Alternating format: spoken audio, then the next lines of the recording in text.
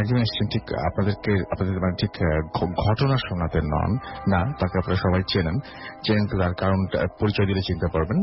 এবং সেই প্রসঙ্গে একটু পরে আসবো। আগে যথারীতি যেমন হয় আর কি ঘটনা দিয়ে শুরু করবো, তারপরে আমরা একটা মজার একটা ডিসকাশনে যাব, যেটা আপনারা অনেকেই ইমেইল করে আমাদেরকে রিকোয়েস্ট করেন এরকম ধরনের বিষয়ে কথা বলতে। তো আমরা চলে যাচ্ছি আমাদের আফরান ভাইয়ের কাছে। আমাদের সঙ্গে আজকে উপস্থিত হয়েছেন তিনি, এবং তার কাছে চমৎকার কয়েকটা ঘটনা রয়েছে। তার মধ্যে আমরা প্রথম ঘটনাটা একটু শুনে আসি। আসসালামু আলাইকুম লিসেনার্স, সবাইকে ধন্যবাদ। রাসেল ভাইকে আবারও ধন্যবাদ। এত জার্নি করে আসার পরেও আজকে এত সুন্দর একটা এপিসোড আমাদের সবাইকে উপহার দিচ্ছেন। আমি একদম সত্যি রাসেল ভাই, আপনি রংপুর থেকে আসছেন, আমিও এই ঘটনাটি কালেক্ট করেছি রংপুর থেকেই। ও আচ্ছা।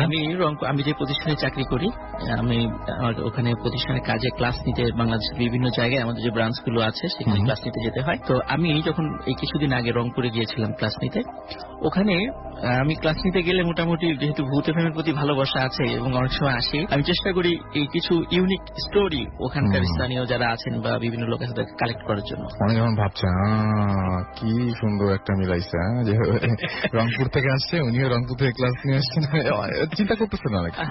যাই হোক, আমরা ঘটনায় চলে যাই। আমি সরাসরি ঘটনাতে চলে যাই। রাসেল ভাই, আমি এখন যে ঘটনাটি শেয়ার করতে যাচ্ছি, ঘটনাটি নীলফামারীতে ঘটা একজন আইসিএস অফিসারের সাথে। কারণ 1793 সালে যখন ওই যে চিরস্থায়ী বন্দোবস্ত প্রবর্তিত হয় আমাদের এই উপমহাদেশে, তখন ওই ইন্ডিয়ান সিভিল সার্ভিস বলে যেটা চালু হয়, ওখানে ওই ব্রিটিশ কিছু অফিসারদেরকে নিয়োগ দেওয়া হতো।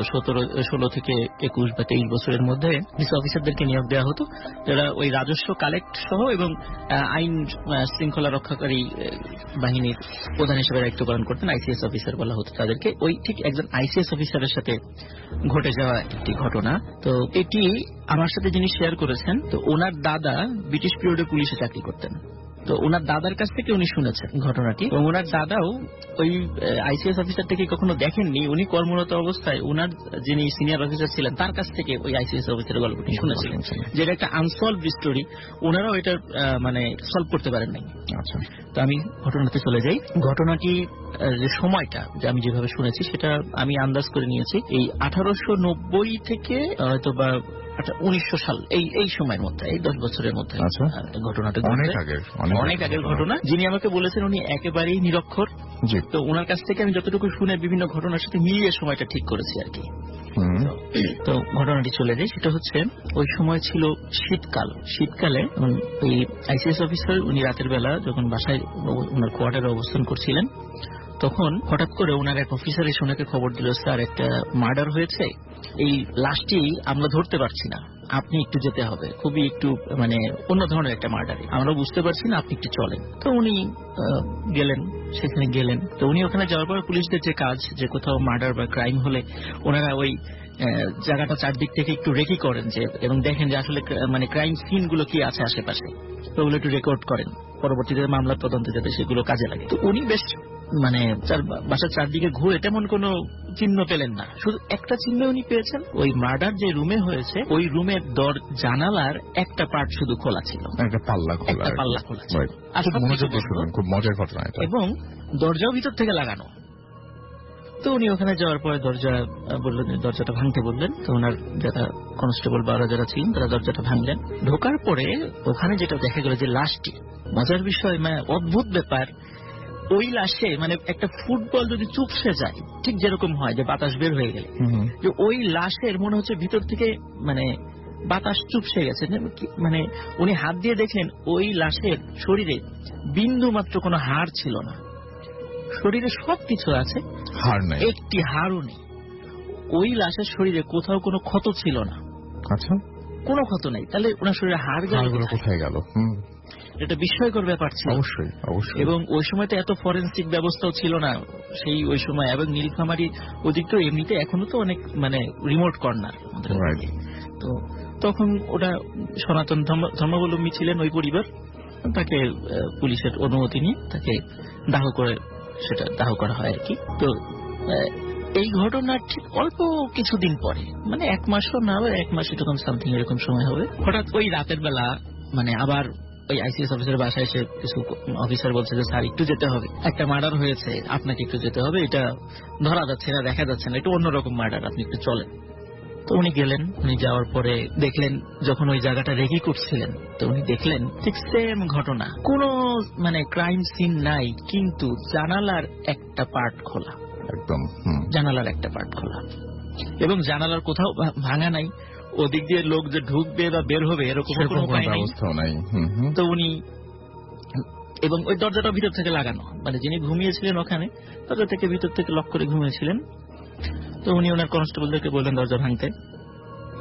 দরজা ভাঙার পরে ভিতরে গিয়ে উনি দেখলেন যে গতবার যে মার্ডারটা হয়েছিল এইটার আবার তার ঠিক উল্টোটা। এই লাশটির মানে মাথা থেকে পা পর্যন্ত মানে কোনো মাংস নেই, শরীরের মানে একটি মানে মাংস টুকরো ওখানে সেখানে নেই, শুধু কঙ্কাল পড়ে আছে এবং হাড়ের সঙ্গে কিছু রক্ত লেগে আছে। তো উনি এই দৃশ্যটা দেখে, আমার কাছে যে ম্যাগনিফাইং গ্লাসটা ছিল তখন উনি ওখানে একটু মানে দেখছিলেন যে আসলে কি হয়েছে সেখানে। তো উনি ওখানে খেয়াল করেছিলেন এবং রেকর্ড করেছিলেন ওখানে যে ওখানে উনি অদ্ভুত ধরনের মানে আধ হাত চওড়া, মানে আধ হাত চওড়া জিহ্বা, আমাদের যে জিহ্বা মানে আধ হাত চওড়া একটা জিহ্বার মানে নিদর্শন উনি ওখানে পেয়েছেন। তো উনি এতটুকুই শুধু ওখানে লিখতে পেরেছিলেন ওনার রেকর্ড বইতে, আর কিছু লিখতে পারেননি, আর কোনো মানে সিন উনি ওখানে পান নাই। তো এইটা একটা মার্ডার হলো, কিন্তু আসলে এটা কে করছে, কোথা থেকে আসলো, কিভাবে গেল, জানালার ভিতর দিয়ে কিভাবে আসলো, কিভাবে একটা মানুষের ওই জানালার ভিতর দিয়ে ঢোকা সম্ভব নয়। তো যাই হোক, এটাও একটা আনসলভ স্টোরি হয়ে গেল। তো এই ঘটনার অল্প কিছুদিন পর উনি ওনার বাসায় শুয়েছিলেন। শুয়ে থাকার পর হঠাৎ রাতের বেলা, ওই সময় শীতকাল ছিল, রাতের বেলা উনি খেয়াল করছিলেন মানে একটু কানে আওয়াজ আসলো। ওনার যে 12-13 বছর বয়সী একটা মেয়ে ছিল তার পাশের রুমে, তার রুম থেকে মানে কিছু একটা খাওয়ার আওয়াজ আসছে, মনে হচ্ছে মটমট করে কিছু খাচ্ছে, এই টাইপের কিছু একটা খাওয়ার আওয়াজ। তো উনি চিন্তা করলেন যে উনার মেয়ে রাত্রেবেলা তো খাওয়া দাওয়া করেছেই, যদি তার রাত্রে ক্ষুধা লাগে তার মাকে ডাকবে এবং বলবে যে আমার ক্ষুধা পেয়েছে। তখন তো এত ইলেকট্রিসিটি ছিল না, অবশ্য অন্ধকার ছিল ঘরে, তো বলবে, আলো জ্বালাবে, সবাই মানে তারা তো ঘুম ভেঙে যাবে। তো উনি চিন্তা করলেন আসলে ঘটনা কি একটু দেখি। উনি মানে অত কিছু চিন্তা না করেই উনি ওনার মেয়ের রুমের কাছে গেলেন। মেয়ের রুমের দরজা খোলাই ছিল, উনি দরজাটা খুলেই হঠাৎ করে দেখলেন যে ওনার মেয়ের রুমের জানালার একটা পার্ট খোলা, এবং সেই সাথে আরো খেয়াল করলেন মোটা বেটে আকৃতির কি যেন একটা জিনিস ওনার মেয়ের পাশে বসে আছে। তো উনি চিন্তা করলেন যে, এবং ওইটা কি যেন খাচ্ছে ওখানে বসে। তখন উনি চিন্তা করলেন এটা নিশ্চয়ই অন্য কিছু হবে, যেহেতু পুলিশের লোক, উনি অনেক কিছু চিন্তা করেছেন। উনি সাথে সাথে ওখান থেকে চলে যান, গিয়ে ওনার রিভলভারটা নিয়ে আসেন। উনি রিভলভারটা নিয়ে আসার পরেই ওই দরজা দুটো সজোরে ধাক্কা যখনই দিয়েছেন তখনই ওই উনার লাইফের প্রথম ওই জিনিসটার মুখোমুখি উনি হয়েছেন। তখনই মাথা ঘুরিয়ে ওই প্রাণীটি ওনার দিকে তাকায়। উনি ওনার বর্ণনায় যেভাবে বলেছিলেন ওনার ওই সময়, যে মানে ওই প্রাণীটির চোখ ছিল বড় টেনিস বলের মতো লাল টকটকে। ওনার দিকে তাকানোর সঙ্গে সঙ্গে উনি তো খুবই ভয় পান, এবং ভয় পাওয়ার সাথে সাথে উনি ওনার রিভলভার দিয়ে ওকে ফায়ার করেন। উনি দেখলেন ওই প্রাণীটি এত মোটা, মুহূর্তের মধ্যে জানালা দিয়ে বেরো চলে গেল অদৃশ্য হয়ে। তারপর উনি ওনার ফায়ারের সাথে ওনার স্ত্রী আসেন এবং ওনার আলো জ্বালিয়ে যেটা দেখতে পান আসলে খুবই একটা মর্মান্তিক দৃশ্য। ওনার মেয়ের পা থেকে কোমর পর্যন্ত অলরেডি ওই প্রাণীটি খেয়ে ফেলেছে। ওই দৃশ্যটি দেখে ওনার স্ত্রী তখনই ফিট হয়ে যান। পরবর্তীতে উনি মানসিকভাবে মানে অসুস্থ হয়ে পড়েন, মানে একটা পাগল বলতে যেটা বোঝায়, ওনার স্ত্রী পাগল হয়ে যান। তাকে ব্রিটেনে পাঠিয়ে দেওয়া হয়। পরে উনিও চাকরি ছেড়ে দিতে চেয়েছিলেন, কিন্তু সরকার ওনাকে রেখে দিয়েছিলেন। উনি ওখানে কিছুদিন কাজ করেছিলেন। উনি একদিন হঠাৎ ওনাকে খুঁজে পাওয়া যাচ্ছিল না, সকালে ওনাকে কোথাও খুঁজে পাওয়া যাচ্ছে না। তো খুঁজতে খুঁজতে মানে ওখানে বেশ একটা পুরাতন অনেক বড় একটা কদম গাছ ছিল। আমরা তো জানি কদম গাছের ডালগুলো কিন্তু মাথার দিকে থাকে, নিচের দিকে ডাল আসলে থাকে না, এবং ডালগুলো কদম গাছের খুব নরম হয়। তো সবাই গিয়ে দেখলো একটা কদম গাছের ডালের সঙ্গে উনি গলায় ফাঁস দিয়ে আত্মহত্যা করেছেন। কিন্তু কদম গাছটি এত বড়, এবং ওনার পুলিশ বাহিনীর সবাই জানতেন উনি গাছে উঠতে জানেন না, উনি কিভাবে এত বড় গাছে উঠলেন, এটা একটা প্রশ্ন। দ্বিতীয় কথা, কোন লোক ওনাকে, উনি অনেক উঁচু লম্বা ছিলেন, একটা মানুষকে এইভাবে ধরে কদম গাছে উঠানো সম্ভব নয়। উনি তাহলে কে তাকে উঠিয়েছে? এবং কদম গাছের ডালটা অনেক নরম, কিন্তু উনার এত বড় একটা দেহ ওখানে ঝুলছে, ডালটা ভেঙে পড়ছে না। যাই হোক, নিচ থেকে সবাই চিন্তা করলেন এবং একটা লোককে ওখানে লাশটা নামানোর জন্য উঠানো হলো। ওই লোকটি যখনই মানে ওই কদম গাছের ওই ডালের কাছে উঠে ওই ডালে হাত দিয়েছে, সঙ্গে সঙ্গে ওই ডালটি ভেঙে ওই লাশ সহ নিচে পড়ে গেছে, স্পর্শ করার সঙ্গে সঙ্গে। এবং উনি তো ওখানে মারা যান। ওনাকে নীলফামারীতেই মানে খ্রিস্টান ধর্মে যেভাবে আছে ওনাকে সেখানে ওখানে দাফন করা হয়। মজার বিষয় রাসেল ভাই, ওই যে ওনার গলায় যে দড়িটা ছিল, পুলিশ বাহিনী যারা ওখানে ছিল সবাই বলেছে এই দড়িটা ওনার, এই ধরনের দড়ি ওনারা আগে কখনো দেখেন নাই। এবং ওনার লাশ নামানোর পরে ওই দড়িটা যখন ওনারা থানায় রেখে দিয়েছিলেন, তার পরবর্তীতে গিয়ে ওই দড়িটা খুঁজে পাওয়া যায়নি। আচ্ছা, এই দড়িটা খুঁজে পাওয়া যায়নি। এই যে ঘটনাটি মানে ওনার সাথে ঘটে যাওয়া, আর ওই ধরনের মার্ডার পরবর্তীতে আর ওখানে হয়নি। এখানে আরেকটা ব্যাপার রয়েছে ভাই, 3টা রাত্রে যখন মার্ডার হলো ওনার মেয়ে সহ, এই 3টা রাত্রি ছিল পূর্ণিমার রাতে 3টা মার্ডার হয়েছে। একদম তিনটাতেই পূর্ণিমাটা ছিল। কিন্তু এই ধরনের অদ্ভুত রকমের মার্ডার ওনার মৃত্যুর পরে আর কখনো ওখানে হয়েছে বলে শোনা যায়নি। রাসেল ভাই, এই ঘটনাটি যিনি আমাকে বলেছেন, আমি এই টাইপের একটা ইংলিশ মুভি দেখেছিলাম। আমি মনে করেছিলাম হয়তোবা এই টাইপের কিছু মানে কপি করে বলেছে কিনা, কিন্তু যিনি আমাকে বলেছেন উনি এতটাই মানে নিরক্ষর, উনি মনে হয় জীবনে কখনো টেলিভিশনে দেখেন, মুভি দেখা তো অনেক দূরের কথা, উনি কোনো টেলিভিশনে দেখেননি। তখন আমার বিষয়টা মানে আমার কাছে গ্রহণযোগ্যতা পেল যে হ্যাঁ, এটা আসলে একটা ইউনিক ঘটনা। তো এটাই ছিল রাসেল ভাই আমার চমৎকার ঘটনা। কিন্তু এই যে প্রাণীটা যে দেখলেন, এই যে একটা অদ্ভুত টাইপের একটা অ্যানিমাল বলি বা যাই বলি না কেন, এইটা আসলে কি মানে মানে কোন নাম আছে স্থানীয় ভাষায় এরকম কোনো কিছু? এরকম কিছু নাই, তবে আমি রাসেল ভাই এটা নিয়ে একটু অ্যানালাইসিস করেছিলাম। তো আমি শুনেছিলাম যে জীবের মধ্যে বিভিন্ন প্রজাতি আছে। কিছু প্রজাতি থাকে এদের আহার মানুষের মাংস, এরা বিভিন্ন মানে সেটা তো ডিফারেন্ট কিছু হলো। বাট এই প্রাণীটা তার মানে আপনি জিন বলছেন এখানে, আমার কাছে ধারণা সেটাই আমি জানতে চাচ্ছিলাম, জিন তার মানে এবং আলাদা কিছু না। এবং সেটা হচ্ছে ওই প্রাণীটার, ওই ভয়ঙ্কর একটা প্রাণী আপনি বলতে যাচ্ছেন যে রূপ নিয়ে ওখানে। হ্যাঁ, আমার ধারণা সেটাই। কারণ যেহেতু এটা একটা আনসলভ স্টোরি ছিল, তখন তো এত কিছু ছিল না। ওনার ডায়েরিতে যতটুকু লেখা পাওয়া গিয়েছিল সেখান থেকে মানে জানা গিয়েছে ওনার মৃত্যুর পরে ওনার ডায়েরিটা অ্যানালাইসিস করা হয়েছে। আর যেহেতু আমাকে যিনি বলেছেন তার দাদা পুলিশের সাথে, তো ওনার দাদা আবার ওনাকে গল্পটা করেছিলেন আর কি। ওকে, থ্যাংক ইউ ভেরি মাচ, আপনাকে অনেক অনেক ধন্যবাদ তানভীর। আমার নাম হচ্ছে Tanzim Rahman, and let me start off by saying যে it's a real honor to be on ভূত FM. রাসেল ভাইকে আমি ধন্যবাদ দিতে চাই আমাকে এই সুযোগটি দেওয়ার জন্য। নো প্রবলেম, আমার মানে আমিও আমার খুব ভালো লাগছে। এবং সবচেয়ে বড় কথা হচ্ছে তানজিম হচ্ছে ইনফ্যাক্ট আমাদের যে বইগুলো বের হয় সেই বইয়ের 2জন রাইটার থাকে। তো তানজিম একজন হচ্ছে রাইটার এবং আপনারা সবাই বইয়ের সাথে তার নামও দেখেছেন। তো আজকে তানজিম স্টুডিওতে এসেছেন এবং আমরা তার সাথে বিভিন্ন বিষয় নিয়ে কথা বলবো। তার আগে একটু বলি যে আমি আজকে যখন গাড়িতে ফিরছিলাম তানজিম, যখন আমি রংপুর থেকে ফিরছিলাম, তো আমার সঙ্গে কিছু সিনিয়র আমাদের মানে কিছু মানে সিঙ্গার বলতে পারি বা বাংলাদেশের খুব নাম করা কিছু সিঙ্গার আমাদের সঙ্গে ছিলেন। আচ্ছা, তো আমরা ফিরছিলাম গাড়িতে করে এবং সেই মুহূর্তে আমি দেখলাম যে ওনারা সবাই একটা টাইম হলো এরকম যে ভয়ের ঘটনা বা ভূতের ঘটনা, সবাই ভূতের গল্প বলা শুরু করলো। এবং যে ঘটনাগুলো আমি শুনলাম সেই ঘটনাগুলো এর আগেও আমরা শুনেছি ভূত ফেলা। হ্যাঁ, যে বেড়াল ঘোরাফেরা করে, হঠাৎ করে দেখা যায় যে মানে বেড়াল মানে কি বলবো, যে কেউ হয়তো হাত বাড়িয়ে পিঠা চেয়েছে, হ্যাঁ হ্যাঁ হ্যাঁ, মানে তারপর হচ্ছে খন্তা দিয়ে মেরেছে, তারপরে সেটা বিড়াল পালিয়ে গেল, এরকম ধরনের বেশ কিছু ঘটনা শুনলাম। এই ঘটনাগুলো শুধুমাত্র ভূত এফএমে না, আমরা যেহেতু প্রতিভা মানে মেইল পাই এবং মেইলের মধ্যে এই টাইপের ঘটনা প্রচুর থাকে। এই যে প্রত্যেকে মানে আমি যাদের কাছ থেকে আজকে ঘটনাটা শুনলাম, তাদের কারোর সাথে ঘটনা ঘটেছে জার্মানিতে, কারোর সাথে আমেরিকায়, কারোর সাথে বাংলাদেশে, এবং তারা প্রত্যেকেই যেটা বলছে সেটা হচ্ছে যে তাদের সাথেই ঘটেছে, এমন না যে অন্য কারো কাছ থেকে শুনেছি বা এরকম কোনো কিছু, প্রত্যক্ষ অভিজ্ঞতা। তাহলে এই ব্যাপারটাতে মানে এই জিনিসটাকে অস্বীকার করার সুযোগটা কতটুকু? আচ্ছা, হ্যাঁ, হ্যাঁ সেটাই। আমি প্রথমে নিজের ছোট করে একটু পরিচয় দিই। আমি হচ্ছি, আমার একটু লেখালেখি করার ইচ্ছা এবং অভ্যাস দুটোই আছে, কিছু না অনেক আর কি। তো আমার ইন্টারেস্টের বিষয় হচ্ছে গিয়ে হরর গল্প। আমার নিজেরও কিছু উপন্যাস আছে এবং সবগুলো হরর নিয়ে লেখা। তো সেই সুবাদে আমার কিছুটা রিসার্চ করা হয়েছে এসব ব্যাপারে, এবং এই ঘটনাগুলোকে আমি সায়েন্টিফিক এবং মিথোলজি এই দুই দিক থেকেই জানার একটু সুযোগ পেয়েছি আর কি। সেই বিষয়ে আজকে একটু কথা বলবো আপনার সবার সাথে।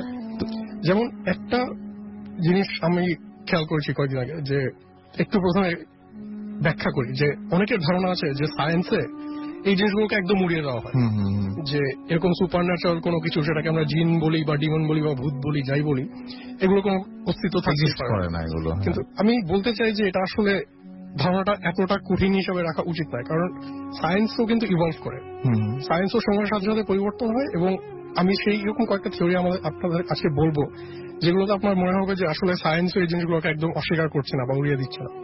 যেমন এর মধ্যে একটা হচ্ছে গিয়ে আপনি ডাইমেনশনের থিওরিটা ধরতে পারেন, যে ক্লাসিক্যাল সায়েন্টিস্ট যারা ছিল, যেমন আইজাক নিউটন একজন ছিলেন, এদের ধারণা ছিল যে আমাদের পুরো ইউনিভার্স, আমাদের পুরো বিশ্ব মহাবিশ্ব, আমরা যেই জায়গাটায় আছি প্রত্যেকটা জায়গাতে 3টা ডাইমেনশন থাকে, 3টা স্পেস ডাইমেনশন। একটা হচ্ছে সামনে পিছে, একটা হচ্ছে ডানে বাঁয়ে, একটা হচ্ছে উপরে নিচে। লিসনার্স, আপনি এখনই চেষ্টা করে দেখতে পারেন, আপনি যত যাই করেন এই 3টা ডাইরেকশনের বাইরে আপনি নড়াচড়া করতে পারবেন না, সম্ভব না, রাইট? এটা ছিল ক্লাসিক্যাল ধারণা। এবং আইনস্টাইন এটার সাথে আরেকটা ডাইমেনশন অ্যাড করেন, টাইম ডাইমেনশন। কিন্তু ওই 3টা স্পেস ডাইমেনশন যেগুলোর কথা বললাম, ক্লাসিক্যাল সায়েন্টিস্টদের সবার ধারণা ছিল শুধু এই 3টা স্পেস ডাইমেনশন থাকে। কিন্তু রিসেন্টলি বেশ ইন্টারেস্টিং কিছু থিওরি আসছে সায়েন্সে, যেগুলোর মধ্যে একটা হচ্ছে এম থিওরি বা স্ট্রিং থিওরি।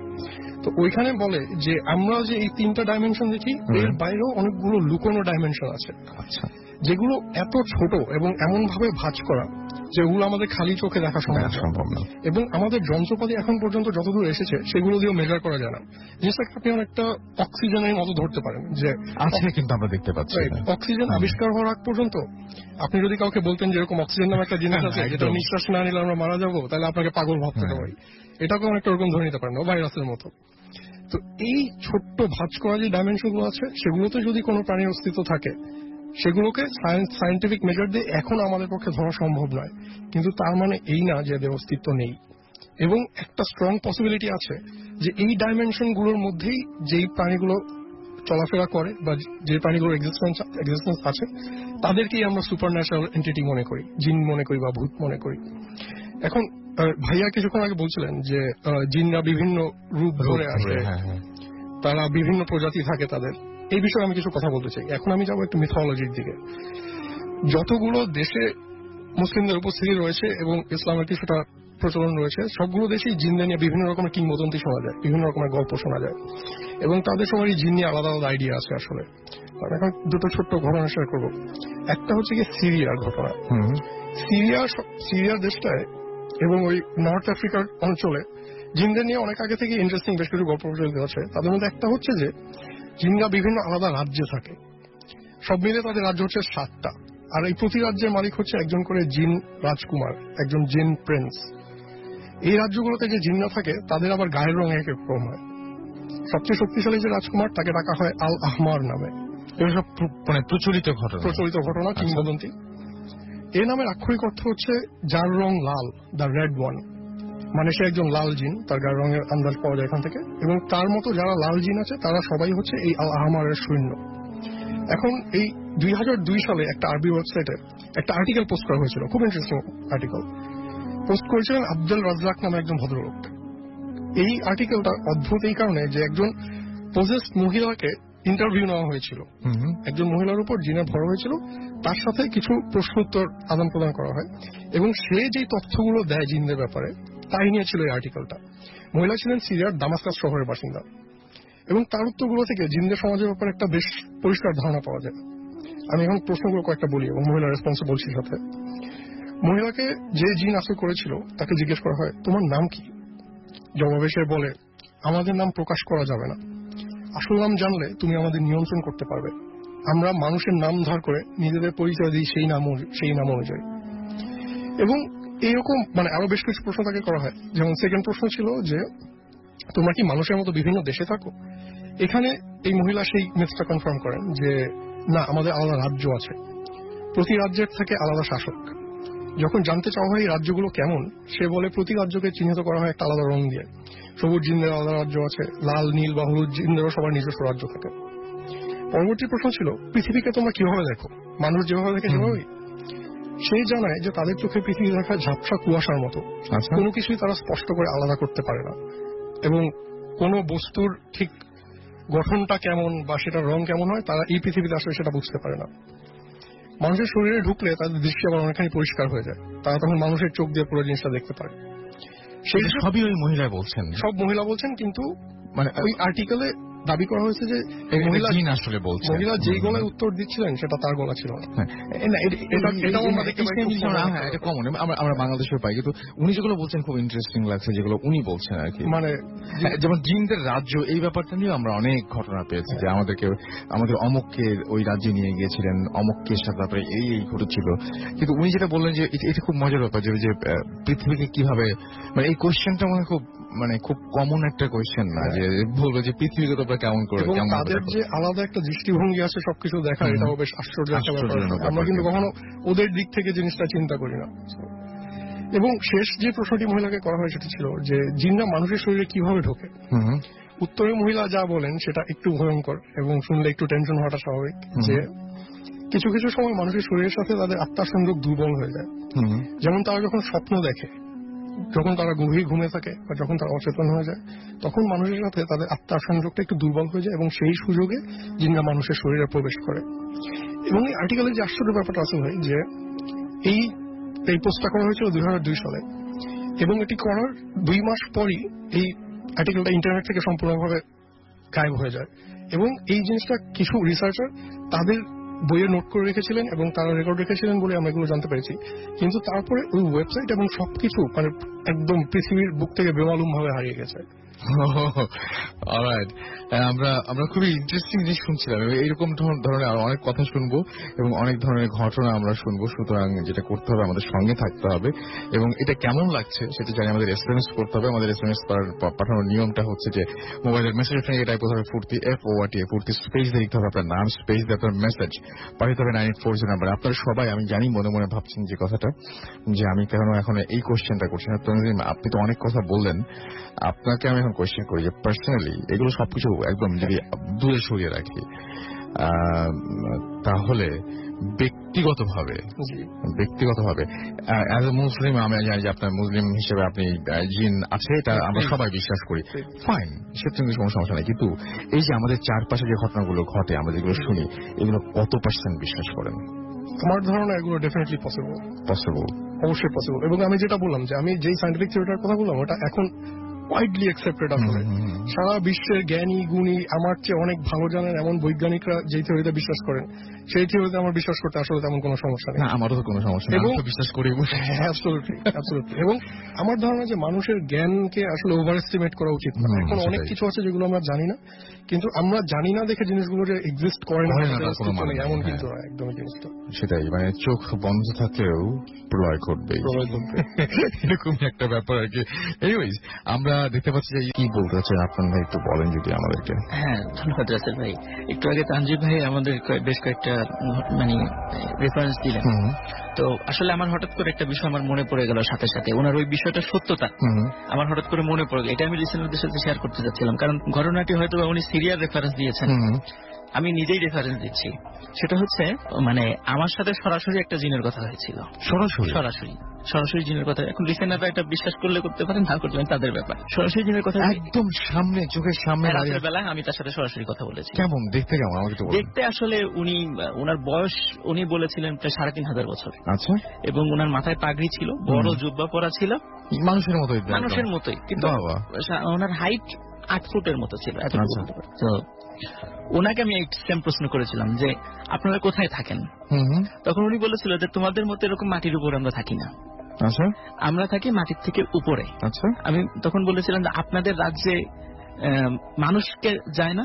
বলতে হ্যাঁ, মানুষ যায়, তবে মানুষ গেলে কোন কোন রাজ্যে তারা লাল আলো দেখে, কোন রাজ্যে নীল আলো দেখে, একটু কালারের কথা বলছিলেন, এরা এরকম দেখে। আচ্ছা আচ্ছা আচ্ছা। তো এই একটা বিষয় সত্যতা পাওয়া গেল। আর একটা হলো, আমি প্রশ্ন করেছিলাম যে আপনাদের রাজ্য কয়টি?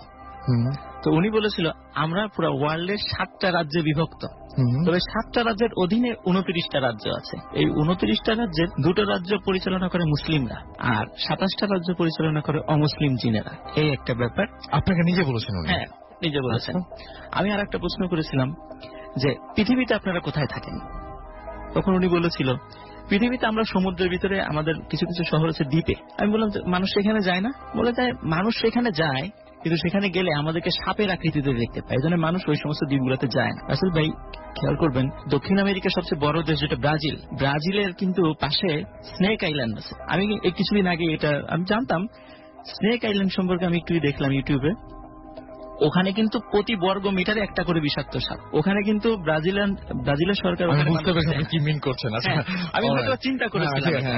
ঠিক আছে, একটা প্রশ্ন করেছিলাম রাসেল ভাই যে আপনারা সেকেন্ডে কত কিলোমিটার দূরত্ব অতিক্রম করেন? আচ্ছা, এটা আমার মাথায় এতগুলো কোশ্চেন কিন্তু আমি করতে পারতাম না। আমি একদম দেখলাম, একদম চোখের সামনে আসলো, তারপর ঠাস। আমি প্রশ্ন করেছিলাম সেকেন্ডে আপনারা কত কিলোমিটার দূরত্ব অতিক্রম করেন, তো উনি বলেছিলেন তোমাদের হিসাবে আমরা প্রতি সেকেন্ডে 60 কিলোমিটার দূরত্ব অতিক্রম করি। অলিম্পিকে জয়েন করেন না কেন? বাতাসে ভেসে যান তো আসলে। তো এটাই মানে ওনার এই বিষয়টা শুনে আমার জিনিসটা মনে পড়ে গেল। এক্সেলেন্ট একটা ইনফরমেশন আপনি নিয়ে এসেছেন, অনেক ধন্যবাদ। তো এটার সাথে আমি একটু মিলিয়ে নিলাম আর কি, আসলে অসাধারণ একটা তথ্য। জিনিসটা সবকিছু মিলিয়ে খুবই চমৎকার এবং আসলেই মানে খুবই অদ্ভুত। তো যাই হোক, আমরা আবারও ফিরে যাব আমাদের নতুন অতিথি আরো একজন আছেন তার কাছে।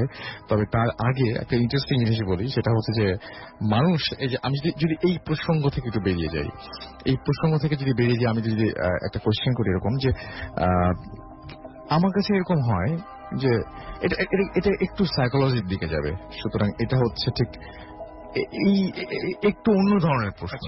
যে কোনো মানুষ হয়তো আমার সাথে কথা বলছেন, কথা বলার সময় প্রথমে বললেন যে আচ্ছা আপনাদের ওইখানে যে ঘটনাগুলো ঘটে, মানে আপনারা যেগুলো বলেন সত্যি না মিথ্যা? আচ্ছা, আমি বলি যে যারা বলেন তাদেরকে দেখে আমার অলওয়েজ মনে হয়েছে কি সত্যি, এবং শুনলেও সাধারণত সেটা মনেই হয়। এবং খুব সন্দেহ নেই কিছুক্ষণ তাকে সেটা বলবেন কি জানেন আমার একটা ঘটনা আছে।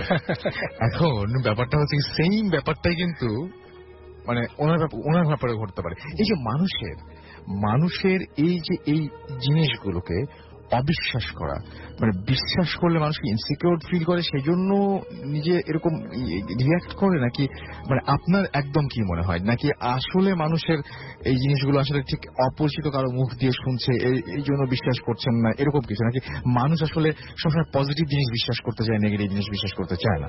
আমার ধারণা ওই অপরিচিত মানুষের ব্যাপারটা তো নিশ্চয়ই আছে এখানে।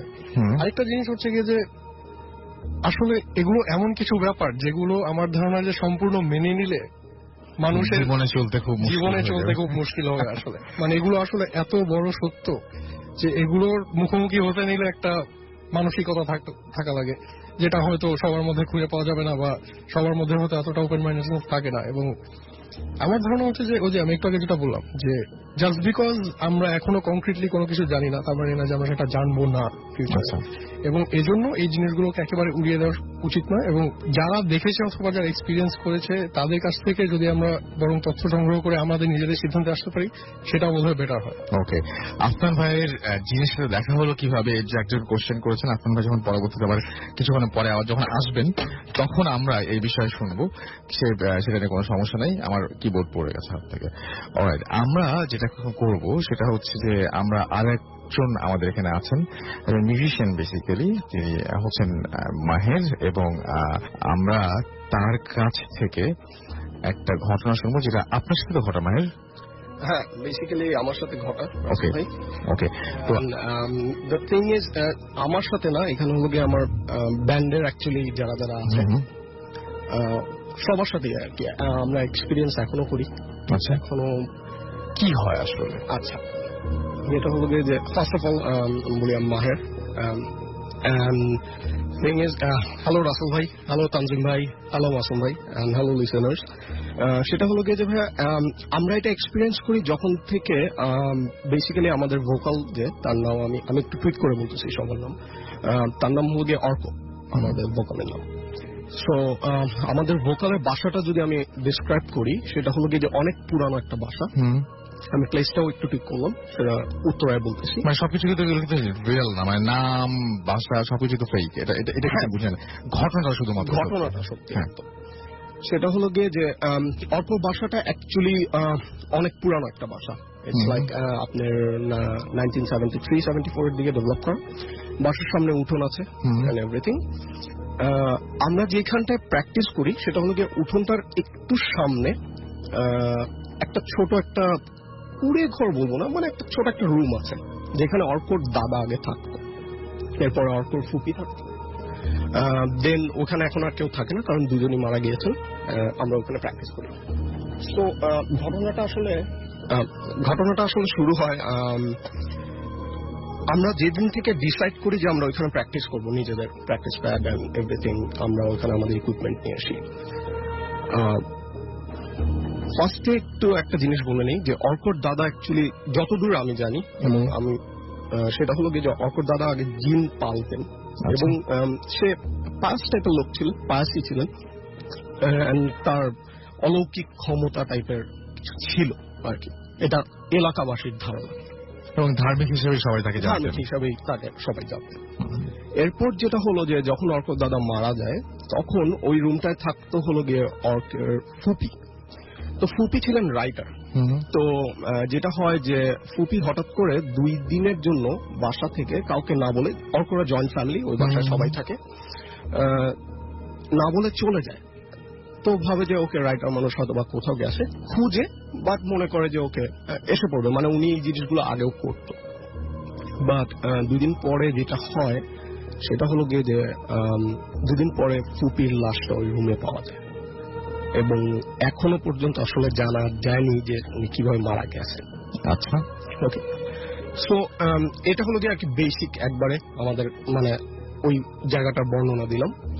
এরপর হলো গিয়ে যে যখন আমরা প্র্যাকটিস করি রাসেল ভাই, সেটা হলো গিয়ে যে আমরা পুরো সবকিছু গোছগাছ করি, একটা প্র্যাকটিস প্যাড যেরকম হয় ওরকম ভাবে আমরা জিনিসগুলো সেট করি। ফার্স্ট অফ অল আমরা যেটা প্রেশার খেলাম, আমাদের এলাকাবাসী আমাদের বলতেছিল যে তোমরা যেহেতু এই রুমটা ইউজ করবা, তোমরা একটু মিলাট টিলাট করে নিও আর কি, মানে ভালো না। তো আমরা তখন তোয়াক্কা করিনি আর কি, আমরা উড়িয়ে দিচ্ছি জিনিসটা। সো ফার্স্ট ইনসিডেন্ট যদি বলি যে সেটা হলো গিয়ে যে আমাদের প্র্যাকটিস প্যাডে পানি উঠে যেত, মানে আমাদের অনেক ইনস্ট্রুমেন্ট এটার জন্য নষ্ট হয়েছে। আমরা ফার্স্টে মনে করছি যে ওকে প্রবলি ড্রেনের লিকেজ ছিল এভরিথিং। আমরা আরো কাজ করছি, সিমেন্ট দিছি, বালু দিছি, আমরা আর একটু উঁচু করছি প্র্যাকটিস প্যাডটা, বাট কোনো কাজ হয়নি। এখনো অ্যাকচুয়ালি আমরা জায়গাগুলো ড্যাম্প পাই। আচ্ছা, ঠিক আছে, এটা একটা। সেকেন্ড হলো গিয়ে যে আমরা যখন প্র্যাকটিস একদিন করতে গেছি রাসেল ভাই, এটা খুবই ইন্টারেস্টিং যে ওইখানে কিছু ড্রয়ার ছিল। আমরা ওই ড্রয়ারে যেটা হলো গিয়ে যে আমরা সাধারণত স্টিক্স, পিক্স এই জিনিসগুলো রাখতাম, আমাদের স্ট্রিংস। ওইখানে আমি একদিন পিক রাখি। সো পিক আমি যখন বাজাতে যাই, আমি আমার পিকটা যখন নিতে যাই, তখন ওখানে অ্যাকচুয়ালি একটা কাগজ পাই। আচ্ছা, কাগজটা হলো গিয়ে খুব বিচ্ছিরি, মানে খুবই বিচ্ছিরি একটা আরবি হাতের লেখা। সো আমরা লাইক একজনের কোয়েশ্চেন করতেছি এই জিনিসটা কে রাখছে এখানে, এবং মানে সবাই বলতেছে যে জানি না এই জিনিস কোথেকে আসছে। পরে যেটা হলো গিয়ে যে অর্ক ওর এলাকার একটা হুজুরকে দেখায় যে অ্যাকচুয়ালি এখানে কি লেখা, সেন্স আমরা আরবি পড়তে পারি না বা মিনিং জানি না, কি মানে কি লেখা অ্যাকচুয়ালি এখানে। হুজুর যেটা বললো যে জিন মানুষকে যদি ধরে তাহলে গোসল করানোর নিয়মটা, ওই জিনিসটা ওইখানে লেখা। And we don't have any idea মানে কে পাঠালো বা কেন আসলো ওইখানে, বা পয়েন্টটা কি। আর রাসেল ভাই, আমরা যখন ওই রুমে অ্যাকচুয়ালি ঢুকি, আমরা যতই এনার্জি নিয়ে ঢুকি না কেন যে আজকে বাজাবো, মানে will play music like crazy, আমরা কেউ বাজাতে পারি না, আমরা খুবই ডিমোরালাইজ হয়ে যাই ওখানে ঢুকে। গন্ডগোল কি হতো তখন নিজেদের মধ্যে? রাসেল ভাই অ্যাকচুয়ালি আমাদের ওখানে যখন আমরা প্র্যাকটিস করা শুরু করি, আমাদের ব্যান্ডের অ্যাকচুয়ালি অনেক কিছু ভাঙা শুরু করে এখান থেকে। এবং মানে আপনার কখনো মনে হয়েছে যে এটার পেছনেও কারণ আসলে ওইটাই? আই গেস রাসেল ভাই, কারণ জিনিসটা হলো যে হয়তোবা 1-2 বার জিনিসটা হলে দেখা যেত যে আমরা যখন ফ্রেন্ড বারবার লাইক আমরা অনেক ক্লোজ ফ্রেন্ডরা মিলে ব্যান্ডটা করছি অ্যাকচুয়ালি। সো দেখা যায় যে সবার সাথে সবার একটা প্রবলেম হইতেছে। ক্লোজ ফ্রেন্ড হলে তো প্রবলেম হওয়ার কথা না, প্রথম কথা। আর দ্বিতীয় কথা হচ্ছে শুধু জিনিসটা কি আপনি একাই ফিল করতেন না অন্যরাও ফিল করতো? সবাই ফিল করতো, এবং সবার চেয়ে স্ট্রংলি যে ফিল করতো ওটা হলো গিয়ে অর্ক। আচ্ছা, ও এখনো, আমি খুবই রিসেন্ট একটা ইনসিডেন্ট বলি যে আমি অ্যাকচুয়ালি আমার ওয়াইফের সাথে মিট করার জন্য আমি দেশের বাইরে যেতে চাচ্ছিলাম। সো আমি যেদিন ভিসা অ্যাপ্লাই করবো, আমি ওই দিন অর্ক বাসায় ছিলাম। এন্ড অর্ক আমার বলতেছিল আমি ওই বাসাটাতেই, এবং আমরা বারান্দায় দাঁড়ায় আছি, আমরা গিটার টিটার বাজাচ্ছি, মজা করতেছি। অর্ক আমার বলতেছে যে তোর ভিসাটা না হবে না, তো আমি বললাম যে কেন, তো আমি হাসতেছি, বলতে তোর ভিসা হবে না, তুই যাইতে পারবি না, তুই আমাদের সাথে সারা জীবন বাজাবি। তো আমি হাসতেছি, আমি বললাম যে ঠিক আছে যাই হোক আমি যাই, আমি আমার ভিসা অ্যাপ্লাই করতে হবে, আমি সময় চলে যাচ্ছে। বিশ্বাস করবেন না রাসেল ভাই, 5 মিনিট পরে আমার চিন্তাই হয়, আমার ওখানে পাসপোর্ট অ্যান্ড অরিজিনাল ডকুমেন্টস সব ছিল, আমার সবকিছু চলে যায়। পরে আমি অর্ককে ফোন দিই, অর্ক আসে, ফোন বলে যে দোস্ত আমি বুঝতেছিলাম আমার এরকম একটা ফিল করেছেন। And I don't know, মানে and plenty of stories আছে এরকম ধরনের ছোট ছোট, মানে কার সাথে কেন হচ্ছে, মানে আমরা এখনো কোনো এক্সপ্লেনেশন পাইনি। আমরা বলবো না যে আমরা কিছু দেখি বা, বাট একটা জিনিস আমরা ফিল করি ওইখানে থাকে, মানে আমি বুঝতে পেরেছি। এবং এটা হচ্ছে আপনার একটা বিরাট কারণ আপনি মনে করেন যে সবার সাথে বিচ্ছিন্ন হয়ে পড়ার এবং এই যে যা কিছু মানে বলছিলেন যে আপনাদের মানে একজনের সাথে আরেকজনের যে প্রবলেম গুলো এবং সবকিছুর উৎপত্তি আপনি বলতে পারেন যে কোন একটা অন্য কোন শক্তি যেটা ঠিক আসলে আপনাদের কারণে। এবং খুব ওই যে অদ্ভুত লেগেছে আমার কাছে, এরকম আমি শুনেছিলাম আরো অনেক জায়গাতে যে মানে প্রচন্ড মানে অল্পের মধ্যে টায়ার্ড হয়ে যাচ্ছেন, এনার্জি থাকছে না, এই ব্যাপারগুলো কিন্তু খুবই খুবই মানে করার মতো, পয়েন্ট করার মতন। আমরা এই জায়গাতে একটু তানজিমের কাছে যাই এবং আমি একটু জিজ্ঞেস করি আপনাকে শুধুমাত্র একটা কথা, সেটা হচ্ছে যে এই যে মানুষজনের সাথে যে এনাদের মানে মানুষের যে এনকাউন্টার করে বা এই যে মানুষজনের সাথে যে এই ব্যাপারগুলো ঘটে, মানে কেন মানে এটা ঘটে কেন, কি মনে হয় আপনার? এটাতে মানে ঘটে, মানে এটা তো ওনাদের এটা যারা এগুলো ঘটাচ্ছেন এটা তো তাদের কোনো প্রফেশন হতে পারে না, মানে কেন ঘটে? এই ব্যাপারে একটা ব্যাখ্যা এরকম করা যেতে পারে যে আমরা যখন সুপারন্যাচারাল প্রাণীদের কথা চিন্তা করি, ওই জিনদের কথা বলবি, অভূতদের কথা বলবি, ডিমনদের কথা বলি, তো আমরা তখন তাদের চিন্তা ভাবনাটা বোঝার চেষ্টা করি আসলে মানুষের লজিক দিয়ে, যে আমরা মানুষ খুবই ভালো, হ্যাঁ, এক ধরনের যুক্তি দিয়ে চিন্তা করি সব সময়। মানুষের সবার, আপনি পৃথিবীর যে অংশে যাবেন আপনি দেখবেন একটা মানুষের সাথে আপনার কোনো না কোনো ভাবে চিন্তা মিলে যাচ্ছে, কারণ মানুষের চিন্তা করার একটা প্যাটার্ন আছে।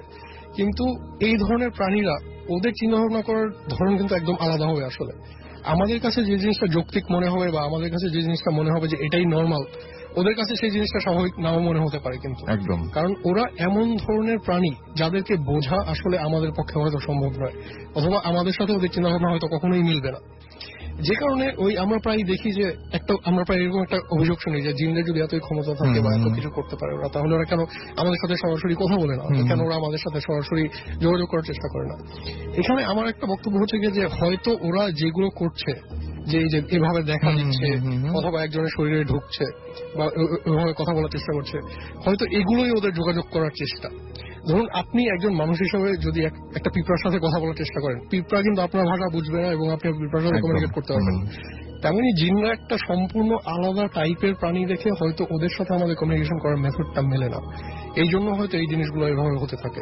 একদম, খুবই খুবই খুবই ভালো লাগলো আমার কাছে। এবং আমি দেখতে পাচ্ছি আমাদের একটা এপিসোডে এসেছিলেন সাগর ভাই, উনি আমাদের জানিয়েছেন এইমাত্র প্রথম দিকের একদম 2010-এ উনি এসেছিলেন। উনি বলছিলেন যে জিনের সাথে একবার তারও এরকম কথা বলার সুযোগ হয়েছিল এবং তিনি যেটা শুনেছিলেন প্রশ্ন করে জানতে পেরেছিলেন যে তাদের নাকি উচ্চতা মানে প্রায় 15 ফিটের মতন এবং তাদের জগৎ আছে এবং তাদের সেখানে তাদের বিভিন্ন সমস্যার কথা নাকি আলাপ হয়েছিল।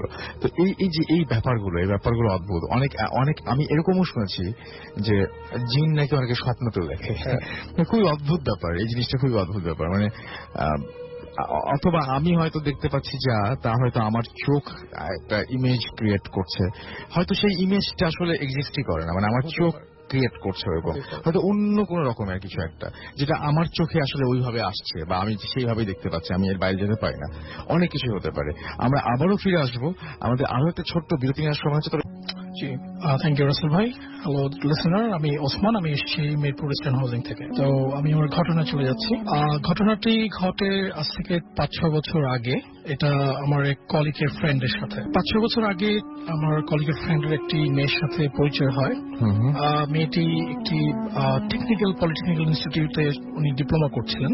আচ্ছা। তো তখন পরিচয় হওয়ার পরে মেয়েটাকে তার পছন্দ করা শুরু হয়। তো প্রথমত মেয়েটি তাকে মানে তার যে প্রপোজালটা রিজেক্ট করে ফেলে। তো আমার কলিগ পরবর্তীতে মেয়েটাকে অনেকভাবে বুঝিয়ে বললেন যে ছেলেটা অনেক ভালো এবং তুমি চাইলে তার সাথে সম্পর্ক করতে পারো। এবং তারা পরবর্তীতে তাদের রিলেশন বিল্ড আপ হয়, তখন ফাইনালি দে গট ম্যারিড, তারা বিয়ে করে। কিন্তু সমস্যা যে এখানে দাঁড়ায়, মেয়েটির বাবা মা বিয়েটাকে আসলে মেনে নিতে পারেনি, কিন্তু ছেলেটির বাবা মা বিয়েটাকে নর্মালি মেনে নেয় এবং তারা বিয়ের কিছুদিন পরেই তাদের গ্রামের বাড়িতে শিফট হয়ে যায়।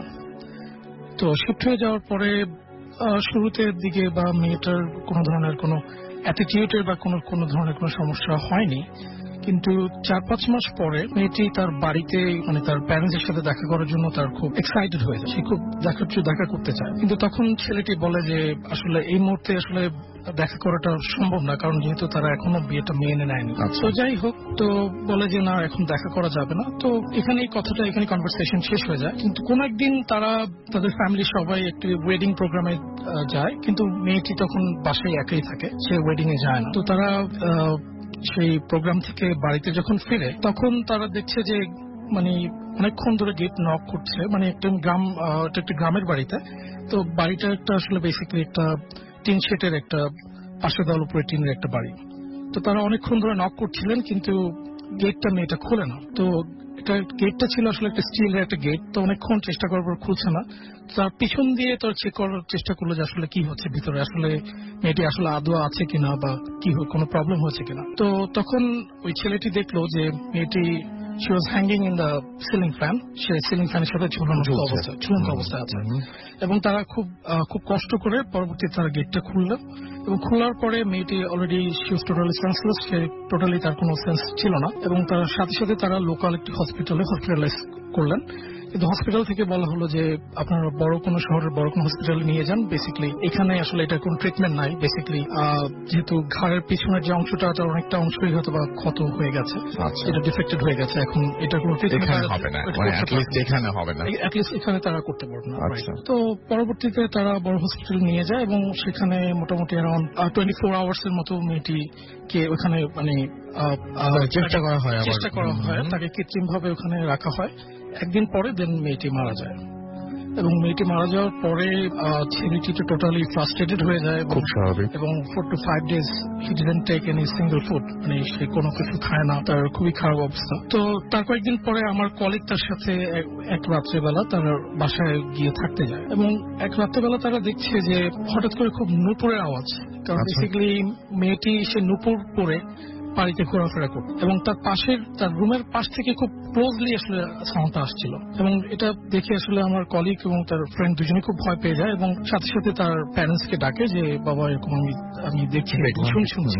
তো তারাও জিনিসটা দেখতে মানে শুনছে যে আসলে খুব এত নুপুরের আওয়াজ এত রাত্রবেলা, তখন 11-12টার সময় আসলে নুপুরের আওয়াজ শোনাটা আসলে ইটস ভেরি খুবই একটা বিস্ময়কর একটা ব্যাপার।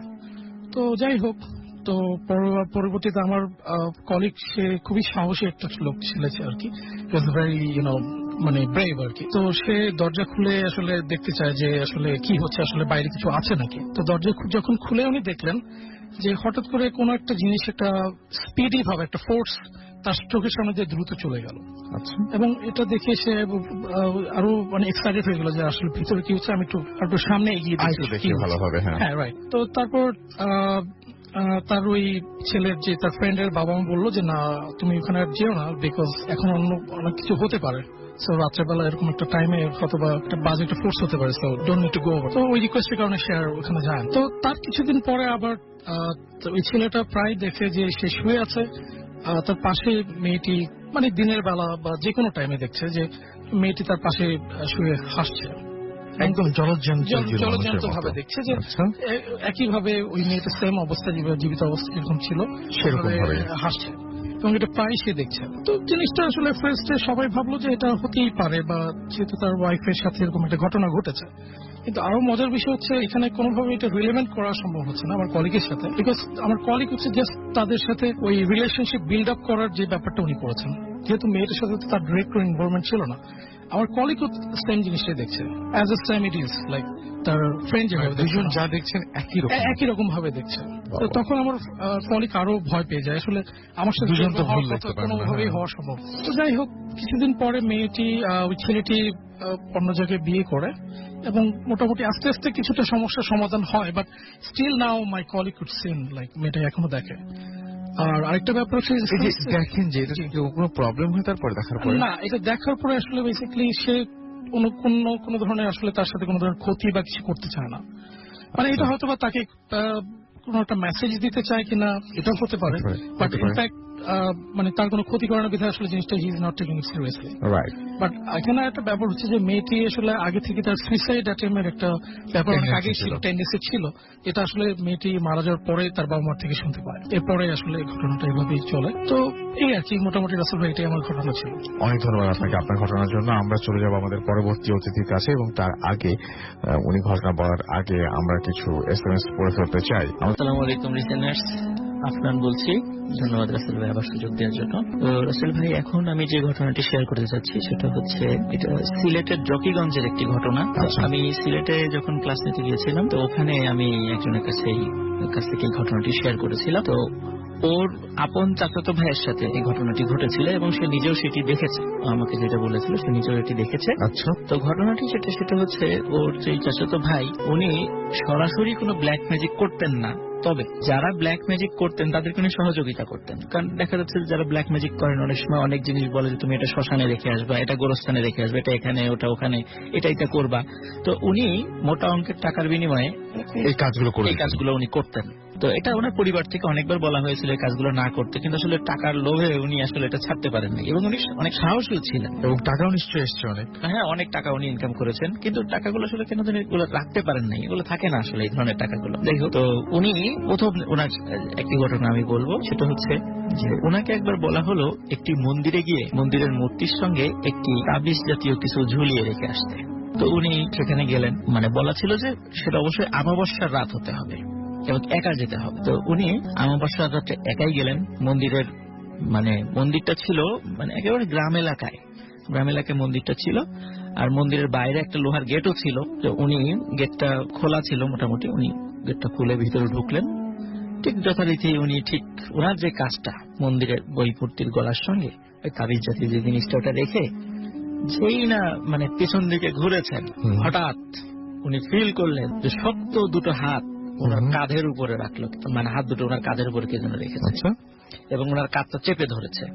উনি আর পিছন দিকে ঘুরে তাকালেন না। উনি মানে প্রচন্ড মানে শক্তি দিয়ে ওখান থেকে ছুটে দৌড় দিলেন। কিন্তু দৌড় দেওয়ার উনি যখন আগাচ্ছিলেন, হঠাৎ করে দেখলেন মন্দিরের ওই গেটটি ক্যাচ ক্যাচ শব্দে বন্ধ হয়ে যাচ্ছে এবং বন্ধ হয়েও গেল। উনি অনেক সাহসী ছিলেন।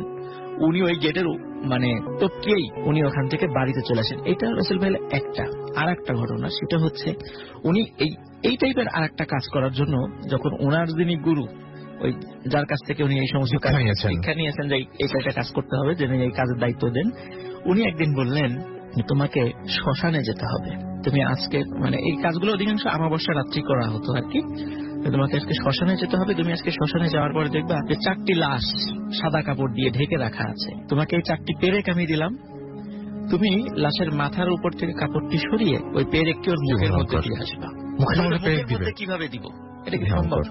বললো যে তুমি মুখের উপর থেকে কাপড় সরানো মাত্র এই লাশটা চোখ খুলে এমনিতেই হা করবে এবং ওর মুখের ভিতরে দেওয়ার সাথে সাথে তুমি দেখবে যে ও নিজে এটা গিলে ফেলছে। তুমি বলে এটা কিভাবে সম্ভব? বলে না, তুমি এটা এইভাবেই সম্ভব, তুমি ভয় পেও না, তুমি যাও। তো সত্যি উনি গেলেন এবং উনি যাওয়ার আগে প্রশ্ন করলেন যে 4টা লাশের সাথে আত্মীয় স্বজন থাকবে, তারা লাশটা পুরাতে এসেছেন শ্মশানে। বলে না, ওখানে কোনো আত্মীয় স্বজন থাকবে না, তুমি 4টা লাশই শুধু দেখবা, আর কোনো কিছুই দেখবা না। সেখানে গেলেন, যাওয়ার পরে দেখলেন সত্যি 4টা লাশ শোয়ানো। তো সাহস করে প্রথম লাশের উপর থেকে কাপড়টি সরালেন। দেখলো মানুষেরই লাশ, মানুষের মতো, এমন বিভৎস কিছু না। কিন্তু সরানো মাত্র যেই উনি হাত থেকে পেরেক বের করেছেন, দেখলো হঠাৎ করে ওই লাশটি চোখ খুললে বড় আকৃতির এমন হা করেছে, একটা মানুষের স্বাভাবিক হাটা এত বড় হয় না, বড় হা করেছে।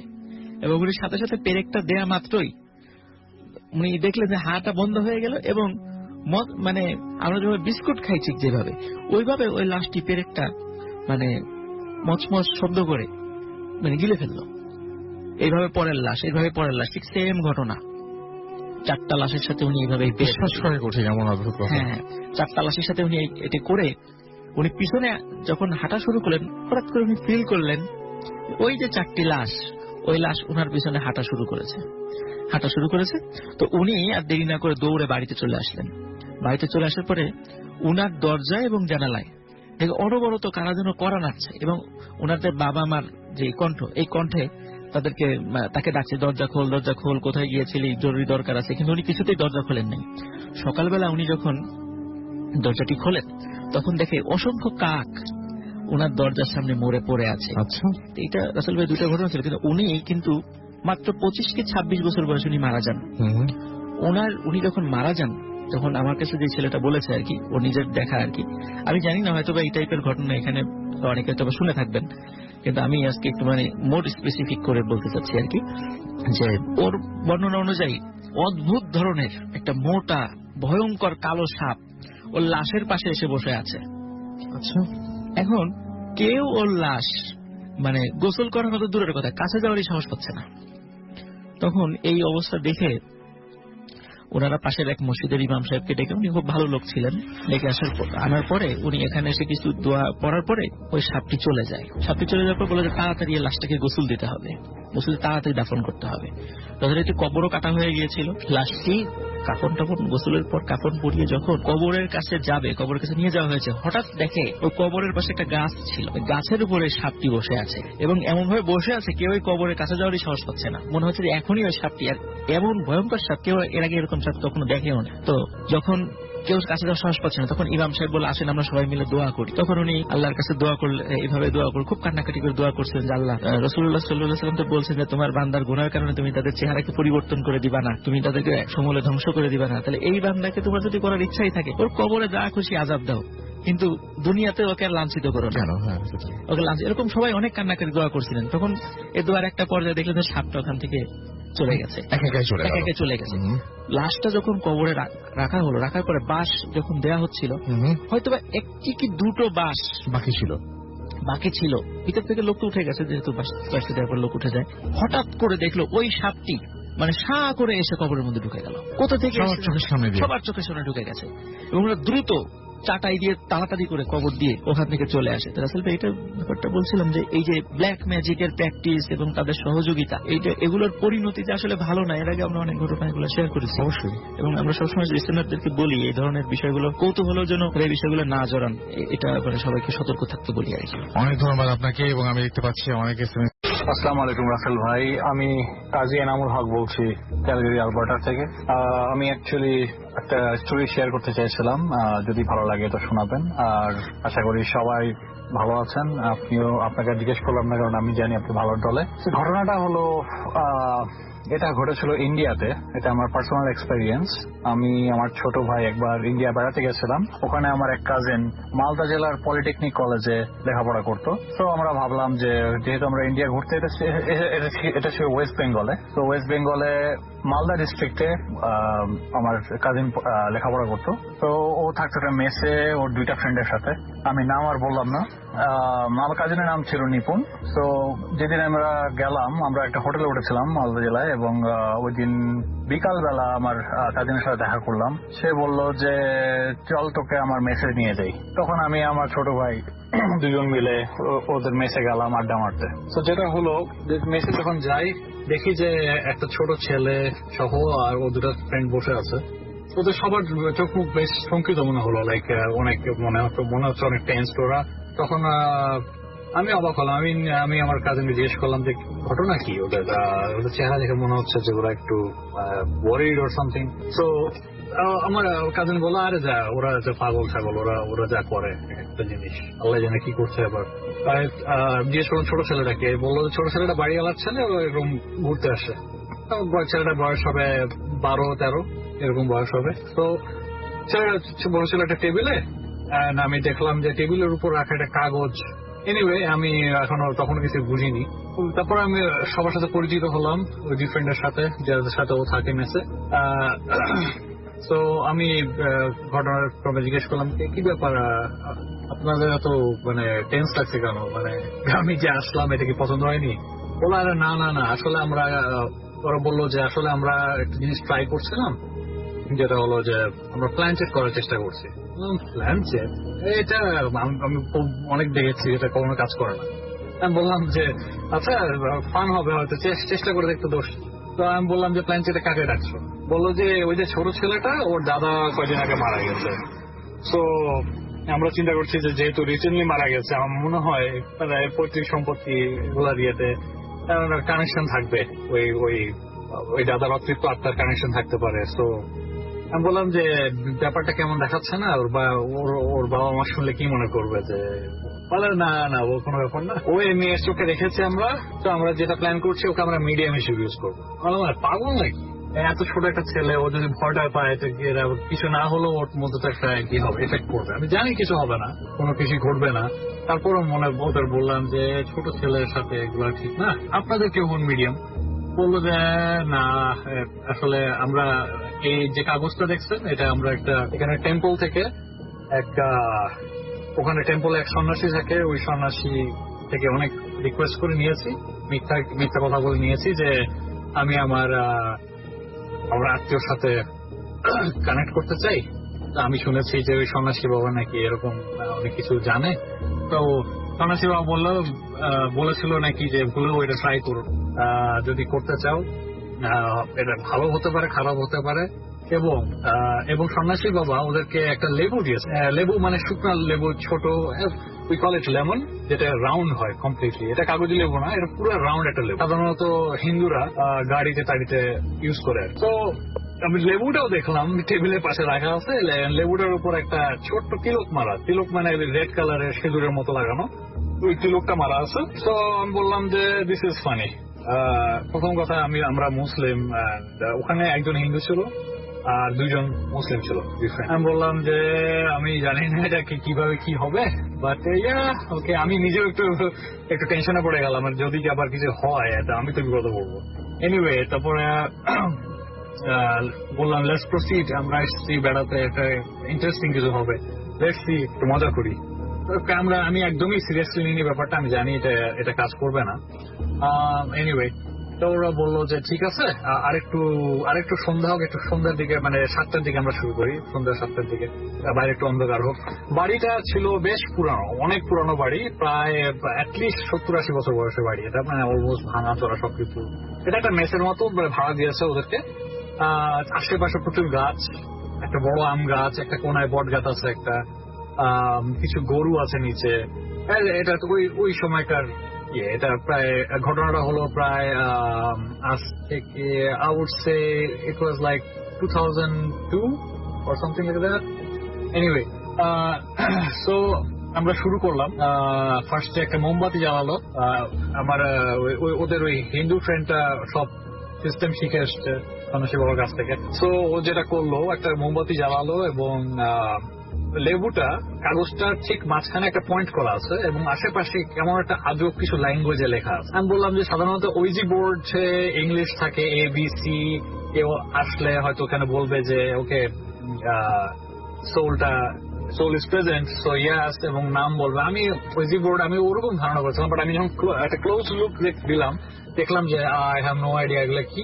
তো একটা জায়গায় কিছু নাম্বার লেখা আছে, নাম্বারগুলো হিন্দিতে লেখা, এবং কিছু কিছু জিনিস আমি জানি না সংস্কৃত না কি ভাষা লিখে দিয়েছে, এটা সন্ন্যাসী নিজের হাতে লেখা।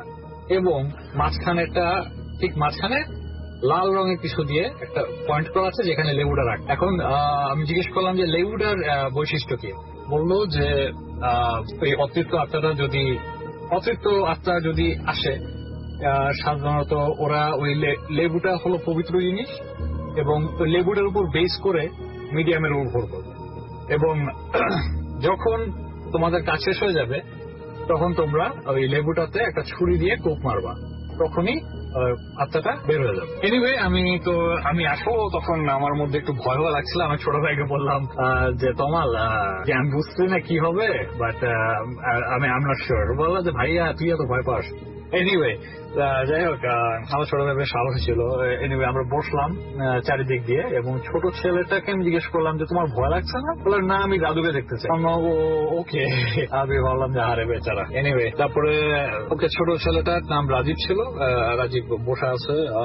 আমরা শুরু করলাম, পর্দা সব টেনে দিলাম, এবং তখন ঠিক 7:15 মতো বাজে, বাইরে অলরেডি ঝিঝি পোকার ডাক শোনা যাচ্ছে। ওই সময় সাধারণত ওই এরিয়াতে মফস্বল এরিয়া, সবাই অনেক আগে ঘুমিয়ে যায়, এবং সব লাইটের অফ করা হলো, এবং ছোট ছেলেটাকে ওই লেবুটার উপর আঙ্গুল দিয়ে ধরে থাকতে হবে, এবং চারিদিকে আমরা সবাই হাতে হাত রেখে গোল হয়ে বসলাম, টেবিলটা মাঝখানে এনে। ছোট ছেলেটা এক পাশে এবং ওর হাতটা লেবুর উপরে। আমি বললাম যে সাধারণত সবার হাত মানে লেবুর উপর থাকার কথা অ্যাজ ইউজুয়াল। বললো যে এটা এটা এটা ডিফারেন্ট সিস্টেম প্ল্যান, এটা একটা ডিফারেন্ট, মানে ইট উইল ওয়ার্ক, যেটা ওর ফ্রেন্ডরা বললো।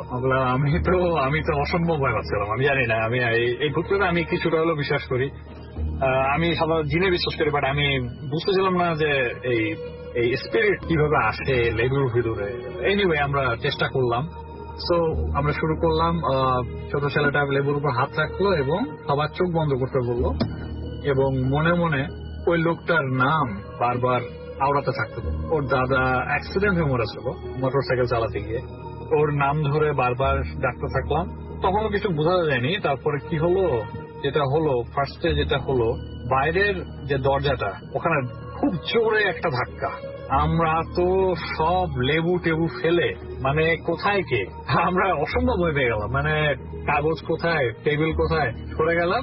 আর দরজাটা এখন কে খুলে দেখবে, ওটা কেউ সাহস পাচ্ছে না আমরা, যে কি হলো, এটা কি বাইরে থেকে ফাইজলামি করছে নাকি ওদের কোনো ফ্রেন্ড লুকিয়ে আছে। এনিওয়ে তখন আমার ছোট ভাই বললো, ভাইয়া রাখ, এটা ওরা প্ল্যান করে রেখেছিল আমাদের ভয় দেখাবার জন্য, দেখি আমি চেক করি।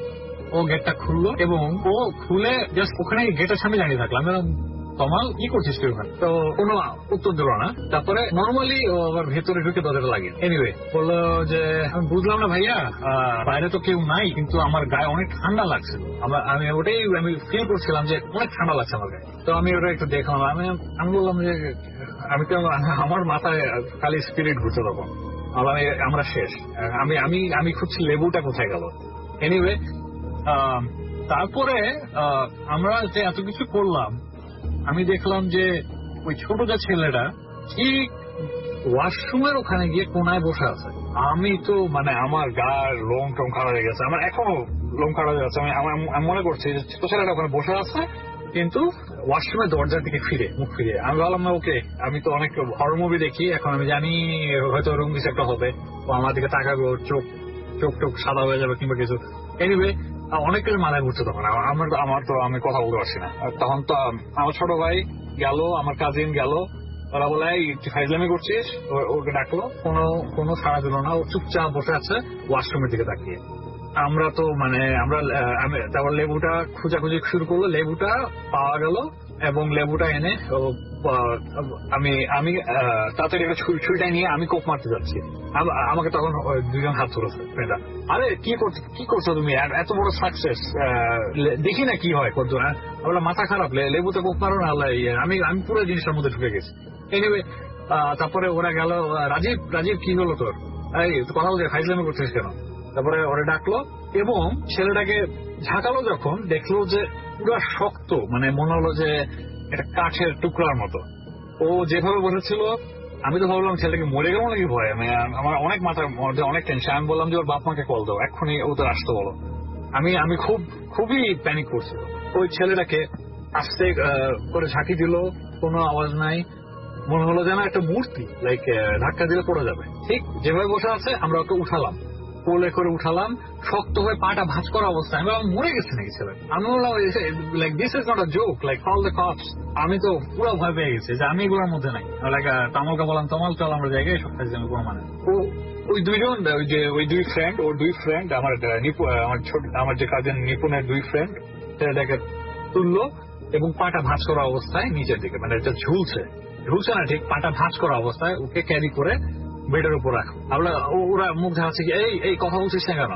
তারপরে ছেলেটা চোখের পলকও পড়ছে না, বলে more like a dead body. তারপরে হঠাৎ করে একটা পা ঠাস করে কট করে একটা আওয়াজ হলো, সোজা হয়ে গেল, পাটা শক্ত হয়ে। আমরা oh my god, what is going on. তারপরে কিচ্ছু না করে আমি জাস্ট ছুরিটা নিয়ে লেবুটায় কোপ মেরে দিলাম, আর কিছু করার নাই। এখন I don't know what is going on.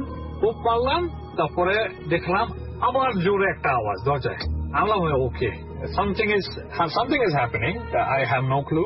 ওকে দরজা জোরে আওয়াজ হলো, আমি তমালকে দেখতে বললাম, তমালের সব সাহস, আমার ছোট ভাইয়ের সব সাহস ওখানে শেষ হলো। ভাইয়া no more, I am not checking. Okay তখন আমরা সবাই মিলে ওকে লেটস চেক আউটসাইড, সবাই মিলে, একজন কেউ যাবে না, আমরা সবাই একসাথে যাই। আর ছেলেটার এর মধ্যে আরেকটা পা সোজা হয়ে গেল।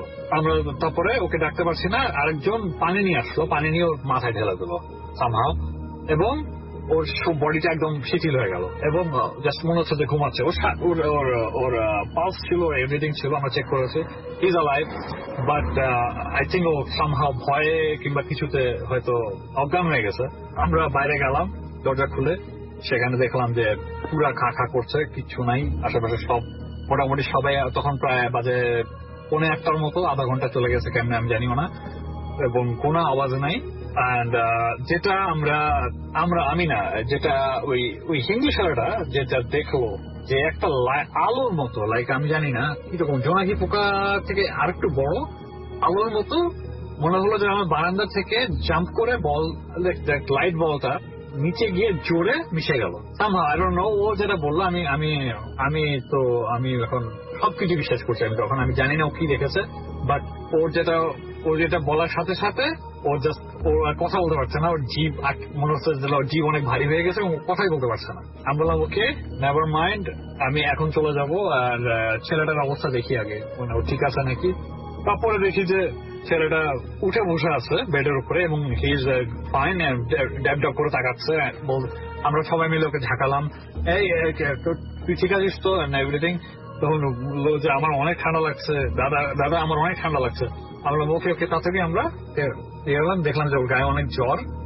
সাথে সাথে একজন ফ্রেন্ডকে বললাম তুই ওকে নিচে দিয়ে আমার কাজিন বললো যে তোরা ওকে নিচে দিয়ে, আমরা কেউ একা যাবো না, আমার গায়ে কেউ সাহস নাই। তখন বললো ঠিক আছে তোরা দুজন যাদের প্ল্যান ছিল তারা এইসব ডিল কর, আমাদের কোনো ইয়ে নেই, আমরা বেড়াতে এসেছি।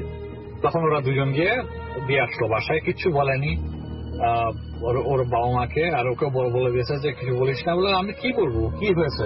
ছোট ছেলেটা মনে হলো যেন কিছু জানে না কি হলো। বলে আমার মনে হলো যে আমার সবকিছু অন্ধকার হয়ে যাচ্ছে, আমার শরীর ঠান্ডা হয়ে যাচ্ছে এবং আমি মনে হলো যে আমি ঘুমিয়ে গেছি। তারপর আমি উঠলাম, উঠার পর আমার ঠান্ডা লাগছে, আমাকে ভিজিয়ে সেখানে পানি দিয়ে। তখন আমরা বলবো আমার মনে হয় তুই ওই সেন্সলেস হয়ে গেছিলি। বলে কি আমার দাদুকে এসেছিল, আমরা কোনো অ্যান্সার দিতে পারিনি, এটার আমরা কোনো অ্যান্সারও দিইনি। আমি চাই না, আমি মানা করেছি এটা নিয়ে ওই ছোট ছেলের সাথে কোনো আলাপ না করা। যে আমি জানি না কি হয়েছে, এটা কি এখন ছেলেটা কি এখন প্ল্যানচেটেরই কি নাকি এখন ছেলেটা কি ভয়ে কিংবা কোনোভাবে অজ্ঞান হয়ে গেছে, I have no clue, but this is what happened. আমরা ওর ফ্রেন্ডে বলে দিলাম যে never do that again, I don't know তোদের কি হবে পরে, but just don't try this kind of stuff, যে সুপারন্যাচারাল এইসব জিনিস ট্রাই না করাই বেটার। আমরা জানিও না যে এটার পরিণতি কি হতে পারে, কেউ মরেও যেতে পারে কিংবা কেউ হয়তো জিনিসটার মধ্যে মানে মনে করবে যে অ্যাকচুয়ালি রিয়ালিটি, কিন্তু actually it's something else. Anyway, thank you so much for your time Rasel ভাই, এবং সবাইকে অনেক অনেক শুভেচ্ছা। Thank you so much. আহিবি এসেছি সোনারগাঁ দুঃখটা থেকে। জি, শুনি আপনার ফার্স্ট টাইম এদের শুভেচ্ছা অ্যাডভান্স রাসেল ভাই। তো এখন যে ঘটনাটা শেয়ার করবো সেটা আমাদের এলাকারই একটি ঘটনাটা হয় খুব দ্রুত শেয়ার করবো, কারণ আরো অনেক ঘটনা আছে, আমাদের সময় আছে খুব অল্প। ঠিক আছে। ঘটনাটা শুরু হয় 2014 সালের মাঝামাঝি টাইমে। তো একটা ছেলে ছিল যে হচ্ছে জব করতো ভিডিওর একটা দোকানে, লাইক আপনি তো মনে হয় জানেন যে বিয়েতে যে ধরনের ভিডিও গুলো হয় ওরকম একটা দোকানে সে জব করতো। তো গ্রামের দোকান ছিল, তেমন কোনো কর্মচারী তেমন ছিল না, জাস্ট দুইজন তারা জব করতো। তো আনফর্চুনেটলি একদিন ওই ছেলেটি আসেনি, শুধু একজনই যায় বিয়ে বাড়িতে। তো বিয়ের কাজটা শেষ করে ভিডিও রেকর্ড করার পরে তার পারিশ্রমিক নিতে একটু লেট হয়ে যায়। তো সে বাসার উদ্দেশ্যে রওনা হয়, তখন প্রায় রাত 1টার মতো বেজে যায়। তো বাসার দিকে সে রওনা হয়। তো আমি বলে রাখি সর্দার বাড়িতে একটা খুবই পুরনো একটা ব্রিজ আছে, যে ব্রিজ দিয়ে আসলে সচরাচর মানুষ দিনের বেলায় যেতে ভয় পায়। তো তার বাসায় যেতে হলে সে ব্রিজটা ক্রস করেই যেতে হবে। তো একা রাত 1টা বেজে গেল।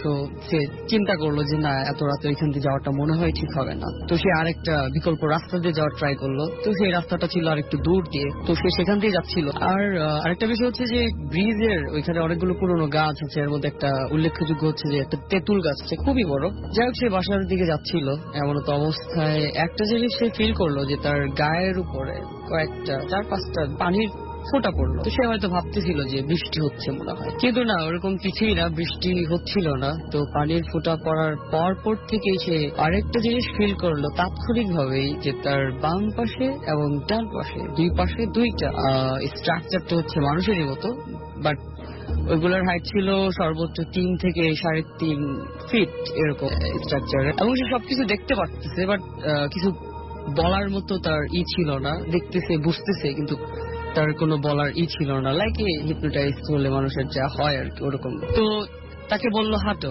এবং সে হাঁটতেছিল, তাদের সাথে সাথে হাঁটতেছিল, তারা সামনে এসে পিছনে, এবং তার পিছনে সে ফিল করলো যে হাজারো মানুষ তার পিছনে গল্প করতে করতে আসতেছে। তো তাকে হাঁটতে হাঁটতে হাঁটতে হাঁটতে একটা সময় নিয়ে গেল সেই ব্রিজের গোড়ায়, এবং সেই তেঁতুল গাছের নিচে। তার মনে হচ্ছিল পৃথিবীতে যেন কেউ নেই, শুধু তারাই 3 জন, সেই 2 জন আর সে 1 জন, এই 3 জন। এর বাইরে যেন পৃথিবীতে কেউ নেই, সারা পৃথিবীটা নিকশ কালো হয়ে গেছে, পৃথিবীটা যেন থমকে গেছে, একদম পোজ। তাকে বললো যে কোদালটা ধরো, এবং সে কোদালটা ধরলো। তাকে বললো গর্ত করো, এবং সে গর্ত করলো। এবং তাকে বললো সে গর্তে তুমি শো, একটা কবরের স্ট্রাকচারে গর্ত করা হয়, এবং ওনাকে দিয়ে কোনো কবর করা, ওনাকে দিয়ে কবরটা করানো হয়, এবং সে সেখানে শুয়েও পড়ে। তো রাত যেহেতু অনেক হয়ে যায়, তখন তার গায়ে বৃষ্টির ফোঁটা পড়ে একটা 23 কি 24-এর মতো সময়ে, এবং এর মধ্যে অনেকগুলো ঘটনাই কিন্তু ঘটে। আর যে ঘটনাগুলো ঘটেছে এগুলো ঘটতে ম্যাক্সিমাম 15-20 মিনিট সময় অবশ্যই লাগবে। তো যখনই তাকে বলা হলো যে তুমি শুয়ে পড়ো কবরে, সে শুয়ে পড়ে। ঠিক ওরকম সময়ে তার ফোনে একটা ফোন আসে, আর ফোনটা তার মা করে খোঁজ নেওয়ার জন্য, এত রাত হলো কেন সে বাড়িতে আসলো না। তখনই তার একদম সেন্স চলে আসে যে আমি কোথায়, আমি এই গর্তের মধ্যে কেন, আর এইখানেই আমি কি করতেছি। খুব ভয় পেয়ে সে দৌড়ে তার বাসার দিকে চলে যায়, এবং বাড়ির কাছে গিয়ে সে অজ্ঞান হয়ে যায়। পরবর্তীতে সকালবেলা সে ঘটনাটা তার বাবা মার সাথে শেয়ার করে, এবং তার 2 দিন পরেই সে মারা যায়। সবচেয়ে বড় বিষয় হচ্ছে কি রাসেল ভাই, পুরো ঘটনাটাই ঘটে সর্বোচ্চ 3 মিনিটের মধ্যে। এই ছিল ঘটনা। অনেক ধন্যবাদ আপনাকে আপনার ঘটনার জন্য, এবং আমার মনে হয় যে এই ঘটনাটা অনেকেরই ভালো লাগবে। আমি কাছে তামাদ, আমি মোহাম্মদ আব্দুল আলী। জি, শুনুন। ধন্যবাদ রাসেল ভাই আমাকে সুযোগ দেওয়ার জন্য। ডিয়ার লিসেনার্স, ঈদ মোবারক। আমি রাজবাড়ী জেলার একটা ঘটনা বলতে চাই, মানে এটা আমার এলাকারই ঘটনা। তো আমি ওখানে আমার এক দূরাত্মীয় দাদার কাছ থেকে ঘটনাটা শুনি। জি, আমরা ঘটনায় চলে যাই। জি, তো ঘটনাটা হচ্ছে আমার গ্রামের নাম জগৎপুর, আর পাশের গ্রামের নাম হচ্ছে মহিষাখলা। তো এই 2 গ্রামের মাঝামাঝি পর্যায়ে একটা খাল আছে। তো এই খাল পাড়ি দিয়ে যখন মহিষাখলা গ্রামে যেতে হয়, এই গ্রামে যাওয়ার জন্য খালের এপারে একটা বিশাল বড় বাগান, আর ওই বাগানটার নাম এখনো সর্দার ভিটা বলে আঞ্চলিক ভাষায়। তো এক রাতে ওই মহিষাখলা গ্রামের এক বন্ধু, জগৎপুরের এই বন্ধুর সাথে অনেক রাতে গল্প করতে করতে তারা 1টা থেকে 2টার দিকে, এখন ওই বন্ধুটা বাড়িতে যাবে। এখন বাড়িতে যাওয়ার জন্য সে ওই বন্ধুকে তাকে কিছু দূর আগে দিতে বলল। এখন 2 বন্ধু কিভাবে যাবে, তারা ওই সময় লাইটের ব্যবস্থা ছিল না তেমন। তো এরা পাটকাঠির মাথায় আগুন জ্বালিয়ে 2 বন্ধু রওনা হলো। এখন তারা ওই খাল পাড়ি দেওয়ার সময়, তখন তার ব্রিজ ছিল না ওইখানে, সাঁকো দিয়ে যখন পার হচ্ছিল, তখন ওরা হঠাৎ করে শুনতে পারলো যে নিচে যে পানি ছিল, কেউ একজন বা কিছু একটা খুব ডক ডক করে পানি গিলছে। তো পানি গেলার শব্দ শুনে 2 জনে একটু ভয় পেয়ে যায়। তো ওরা কোন রকম তোয়াক্কা না করে, এটা হতেই পারে কোন একটা, মনে করছে পানির স্রোত, চিন্তা করে ওরা চলে যায়, একটু রওনা হতে থাকে। তো কিছু দূর আগানে এখন ওরা 2টা রাস্তা আছে, একটা রাস্তা হচ্ছে একটু ঘুরে যেতে হয়, আরেকটা রাস্তা আছে বনের ভিতর দিয়ে, বাগানের ভিতর দিয়ে। এখন 2 জনেই চিন্তা করে যে তাহলে আমরা আবার তোকে আগে দিলে আমি আসবো কিভাবে। তখন মনে করলো যে ঠিক আছে, তাহলে আমরা মাঝ বরাবর গিয়ে তুই তোর মতো চলে যাবি বন্ধু, আমি আমার মতো চলে আসবো। ওরা কিছু দূর আগালো। অল্প একটু আগানোর পরে হঠাৎ করে ওরা 2 পাশ দিকে বাতাসের শব্দ পেল। বাতাসের শব্দ পেয়ে এখন 2 জনই চমকে যাচ্ছে যে কি হলো, বাতাসের শব্দ কেন। আবার 2 জনই দেখলো যে রোডের ওই প্রান্ত থেকে 2টা আলো এদিকে আসতেছে। এখন কেউ কাউকে বলছে না যে আলো আসতেছে, কারণ চিন্তা করছে যে আমি বললে যদি ও ভয় পাই, ও বললো যদি আমি ভয় পাই, এরকম বিষয়টা আর কি রাসেল ভাই। তো তখন ওরা যখন একটু অগ্রসর হতে থাকলো, হঠাৎ করে উপর থেকে একটা ডাল পড়লো। উপর থেকে কি যেন একটা পড়লো, হিসাব করলে একজন ঘুরে গিয়ে দেখার চেষ্টা করলো কি পড়লো। তখন তার আলোটা নিভে গেল। যখন আরেকজনের কাছে আলো থাকার পরে ওই আলো দিয়ে দেখতে পেলো জাস্ট একটা গাছের ডাল পড়েছে। তখন একটু সাহস নিয়ে তারা আবার একটু অগ্রসর হলো। অগ্রসর হতে হতে যখন ওরা ঠিক ওই সর্দার ভিটার মাঝ বরাবর যায়, তখন ওই মাঝ বরাবর যাওয়ার সময় তাদের 2 পাশ থেকে যে বাতাসটা শশ বইছিল, মজার বিষয় হলো ওই বাতাসটা কখনো রোডে ছিল না, শুধু বনের মধ্যে ছিল। তখন ওরা যখন ওই মাঝ বরাবর পার হলো, মাঝ বরাবর একটা বলে রাখি ওখানে বাঁশের ঝোপ ছিল। তো ওইটা পার হওয়ার পরেই ওই বাতাসটা এসে 2 জনের মধ্যে হঠাৎ করে গায়ে লাগলো, এবং তারা ঝিমঝিম করে তাদের শরীর গায়ের লোম কাটা দেওয়ার পরে ওদের এই ভয়ের মধ্যে ওরা নিজের আলোটাই নিভে গেল। এখন এই আলো নিভে যাওয়ার পরে আবার ওদের হঠাৎ করে মনে পড়লো আরে সামনে তো আলো ছিল, কিন্তু সামনে তাকিয়ে দেখে সেই আলো দুইটাও নেই। এখন ওরা খুব অন্ধকারের মধ্যে ভয় করে যায়। এখন চিন্তা করলো ওরা যাবে না ফেরত আসবে, তখন ওরা সিদ্ধান্ত নিল যে যাবে না, চলে আসবে। এই মুহূর্তে ওরা যখন দৌড় দেওয়ার চেষ্টা করলো ফিরে আসার জন্য, একটু দৌড় দিতেই দুজনের মধ্যে একজন বন্ধু পড়ে গেল, কিছু একটার সাথে বেঁধে পড়ে গেল। সে পড়ে গিয়ে দেখলো যে তার আরেক বন্ধু হাত ধরা ছিল, কিন্তু উনি কিভাবে যেন উপরের দিকে উঠে চলে যাচ্ছে। তো উনি উপরের দিকে উঠে চলে যাচ্ছে এক বন্ধু, আর সে ওই নিচে পড়ে এই ঘটনাটা উপলব্ধি করার পর তার ভয়ে সে লালামুখ হয়ে ওখানে অজ্ঞান হয়ে পড়ে যায়। তার আর পরে কোনো ঘটনা মনে ছিল না। পরদিন এলাকার মানুষ ওখানে গিয়ে ওনাকে সেন্সলেস অবস্থায় পায় একজনকে, আর আরেকজনকে পায় হচ্ছে ওই বাঁশ গাছের মাঝ বরাবর দুইটা বাঁশের সাথে চিবিলিকে উনি মরে আছে। আর খুব ভয়ানক বিষয় হলো ওনার জিহ্বাটা ছিল একেবারে সর্বোচ্চ পরিমাণ বের করা, দাঁত কামড় দেওয়া, এবং একটা চোখ একেবারে নাই অবস্থাতে ছিল। সেখানে যে চোখ ছিল এটা বোঝা যাচ্ছিল না। থ্যাংক ইউ ভেরি মাচ আপনার ঘটনার জন্য। আপনাকে অনেক অনেক ধন্যবাদ। এবং আমাদের হাতের সময় খুবই কম, একদম অল্প। আমরা একদম শেষ মুহূর্তে অলমোস্ট চলে এসেছি আমাদের একটা অতিথি তানজিমের কাছে। এবং আমি বলবো একটা কথা, সেটা হচ্ছে যে মানে এই যে প্যারানর্মাল ওয়ার্ল্ড, এই যে সুপার ন্যাচারাল যাই বই না কেন, আপনি আসলে ইতি টানবেন কিভাবে? মানুষদেরকে আসলে কি বলার আছে আপনার? আসলে মানুষদের এ ব্যাপারে বলার জন্য যেটা আছে সেটা হচ্ছে গিয়ে যে কোনো কিছুকে একদম ডিসকাউন্ট করা উচিত হবে না। কারণ আসলে ওয়ার্ল্ড ওভার এতগুলো ইনসিডেন্ট হয়েছে এবং এতগুলো আমরা এক্সাম্পল দেখি যে আপনি যদি এগুলোকে অস্বীকার করতে চান তাহলে সেটার দায়টা আসলে আপনারই নিতে হবে। যে আপনি এতগুলো মানুষের কথা এবং এতগুলো চাক্ষুষ প্রমাণকে যদি আপনি অস্বীকার করতে চান, সেটা অনেকটা হবে আসলে সূর্যোদয়কে অস্বীকার করার মতোই, যে এতগুলো মানুষ জিনিসটাকে দেখেছে। এবং I believe that this things will keep happening, এগুলো হতেই থাকবে। কারণ আমার ধারণা, অন্তত আমার পার্সোনাল বিলিফ এটা, এবং I think that a lot of proof will back this up, যে আমরা এখন ওয়ার্ল্ডের ব্যাপারে অনেক কিছু জানি না, এবং এই আমাদের জানার বাইরে যে জিনিসগুলো আছে সেগুলো দিয়ে হয়তো আরেকটা ওয়ার্ল্ড তৈরি করা সম্ভব। একদম সত্যি, এটা সত্যি। তো আর বেশি মাথা না ঘামানোর ব্যাপারটা যদি আমি জিজ্ঞেস করি তাহলে?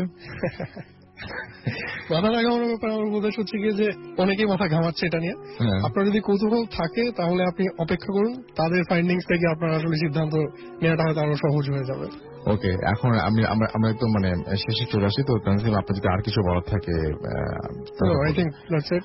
ধন্যবাদ আমাকে সময় দেওয়ার জন্য। Thank you very much Tanjim, thanks for coming. এবং আমাদের সাথে আরো একজন আছেন এই মুহূর্তে, আফনান, এবং তিনিও বলছিলেন যে তিনি কিছু বলতে চান। খুব ছোট্ট করে আমরা একটু শুনি তাহলে।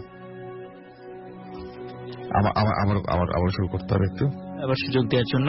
তো আমি একজন প্রশ্ন করেছিল যে আফনান ভাই কিভাবে দেখলেন, আমি ওইটার উত্তর দিতে চাচ্ছিলাম, মানে একবার ক্লোজিং এ নিয়ে আসছি আর কি, একটু কয়েকটা কথা বলে। সেটা হচ্ছে আমার এক ভাই ছিলেন, উনি তাবলিগ জামাত করতেন, খুবই পরহেজগার একজন লোক। তো ওনার কাছে অনেক জিন আসতেন অনেক বিষয়ে পরামর্শ নেওয়ার জন্য। উনি কোনো জিন সাধনা করতেন না, ওনার আমলের কারণেই আসতেন। তো আমি ওনাকে রিকোয়েস্ট করেছিলাম, তো উনি ওনার কাছে যারা আসতেন তাদের কাছ থেকে অনুমতি নিয়েই তারপর আমাকে দেখিয়েছিলেন। এই একটা ব্যাপার। রাসেল ভাই আর একটা ব্যাপার, সেটা হচ্ছে যে আরো কি বেশ কিছু প্রশ্ন আসছিল, আমি ওইটা তানজিব ভাইয়ের সাথে একটু অ্যাড করতে চাই। সেটা হচ্ছে যে জিনেরা যদি এতই পারে, এতই ক্ষমতা থাকে, তাহলে আমাদের সামনে আসে না কেন? আমি লিসেনারদেরকে কোশ্চেন করেছিলাম, কয়েকজন করেছে আর কি, তা আমি ওটা শুনেছিলাম। অনেকে এটা বলে আর কি, ওরা এত পারে তাহলে আমরা আমাদের সামনে কেন আসে না, আমরা কেন দেখি না তাদেরকে? কথা হলো, আমরা যারা মানুষ, আমাদের যেমন একটা স্বাভাবিক নিয়ম আল্লাহ তাআলা দিয়েছেন যে আমরা এই অদৃশ্য জিনিসগুলো দেখতে পারবো না, এটা যেমন একটা আমাদের স্বাভাবিক নিয়ম, ঠিক জিনদের এরকম একটা বাইন্ডিংস আছে যে ওরা আমাদের মানুষের সামনে সরাসরি দেখা দিতে পারবে না। এতটুকুই খেলে আজকে বললাম, ব্যাখ্যা দিতে গেলে অনেক ব্যাপার। আপনি কিভাবে জানলেন সেটা একটা বড় ব্যাপার। মানে ওই যে আমি যখন ওই ভাইয়ের সঙ্গে আমি আরো অনেকগুলো প্রশ্ন করেছিলাম, হয়তো সেগুলো বলতে গেলে অনেক সময় লাগবে। শুধু এতটুকু বললাম যে ওরা মানুষের সামনে সরাসরি দেখা দিতে পারবে না, এটাই হচ্ছে ওদের জন্য একটা স্বাভাবিক নিয়ম। কি আপনার এই ব্যাপারে কিছু বলার আছে? যদি বলি তাহলে কিছু বলার আছে। হ্যাঁ, এই জিনিসটা আসলে এই জিনিসটার প্রুফ মানে ওয়ার্ল্ডের অনেক জায়গায় দেখা যায় যে যেসব জায়গায় যেসব কালচার এসব জিনিস নিয়ে মাথা ঘামানো হয়, বা মানে যেসব জায়গায় এসব জিনিস নিয়ে কথাবার্তা বলা হয়, সেখানে আমরা দেখি যে ইনফ্যাক্ট মরক্কোতে এরকম একটা নিয়ম আছে দিয়াফা নামে, যেখানে ওই দিয়াফা অর্থ হচ্ছে বেসিক্যালি দাওয়াত। তো ওখানে জিনদেরকে মানে এরকম ঘটা করে অনেকটা বেশ কয়েকজন মিলে দাওয়াত দেন তাদের সাথে কথা বলার জন্য, এবং সেখানেও উনি যেটা বললেন যে জিনরা বিভিন্ন পরামর্শের জন্য জ্ঞানী গুণী ব্যক্তিদের সাথে কথা বলার জন্য সেখানে চলে আসেন। তো আমরা দেখতে পাই যে আসলে ওই উনি যা বললেন ওই জিনিসটা আসলে খুব একটা আনকমন নয়। এই প্র্যাকটিসটা it's very common, it can be found world wide. So I think what he's saying makes sense. উনি যেটা বলছেন সেটা আসলে ভুল নয় কথাটা। Thank you very much.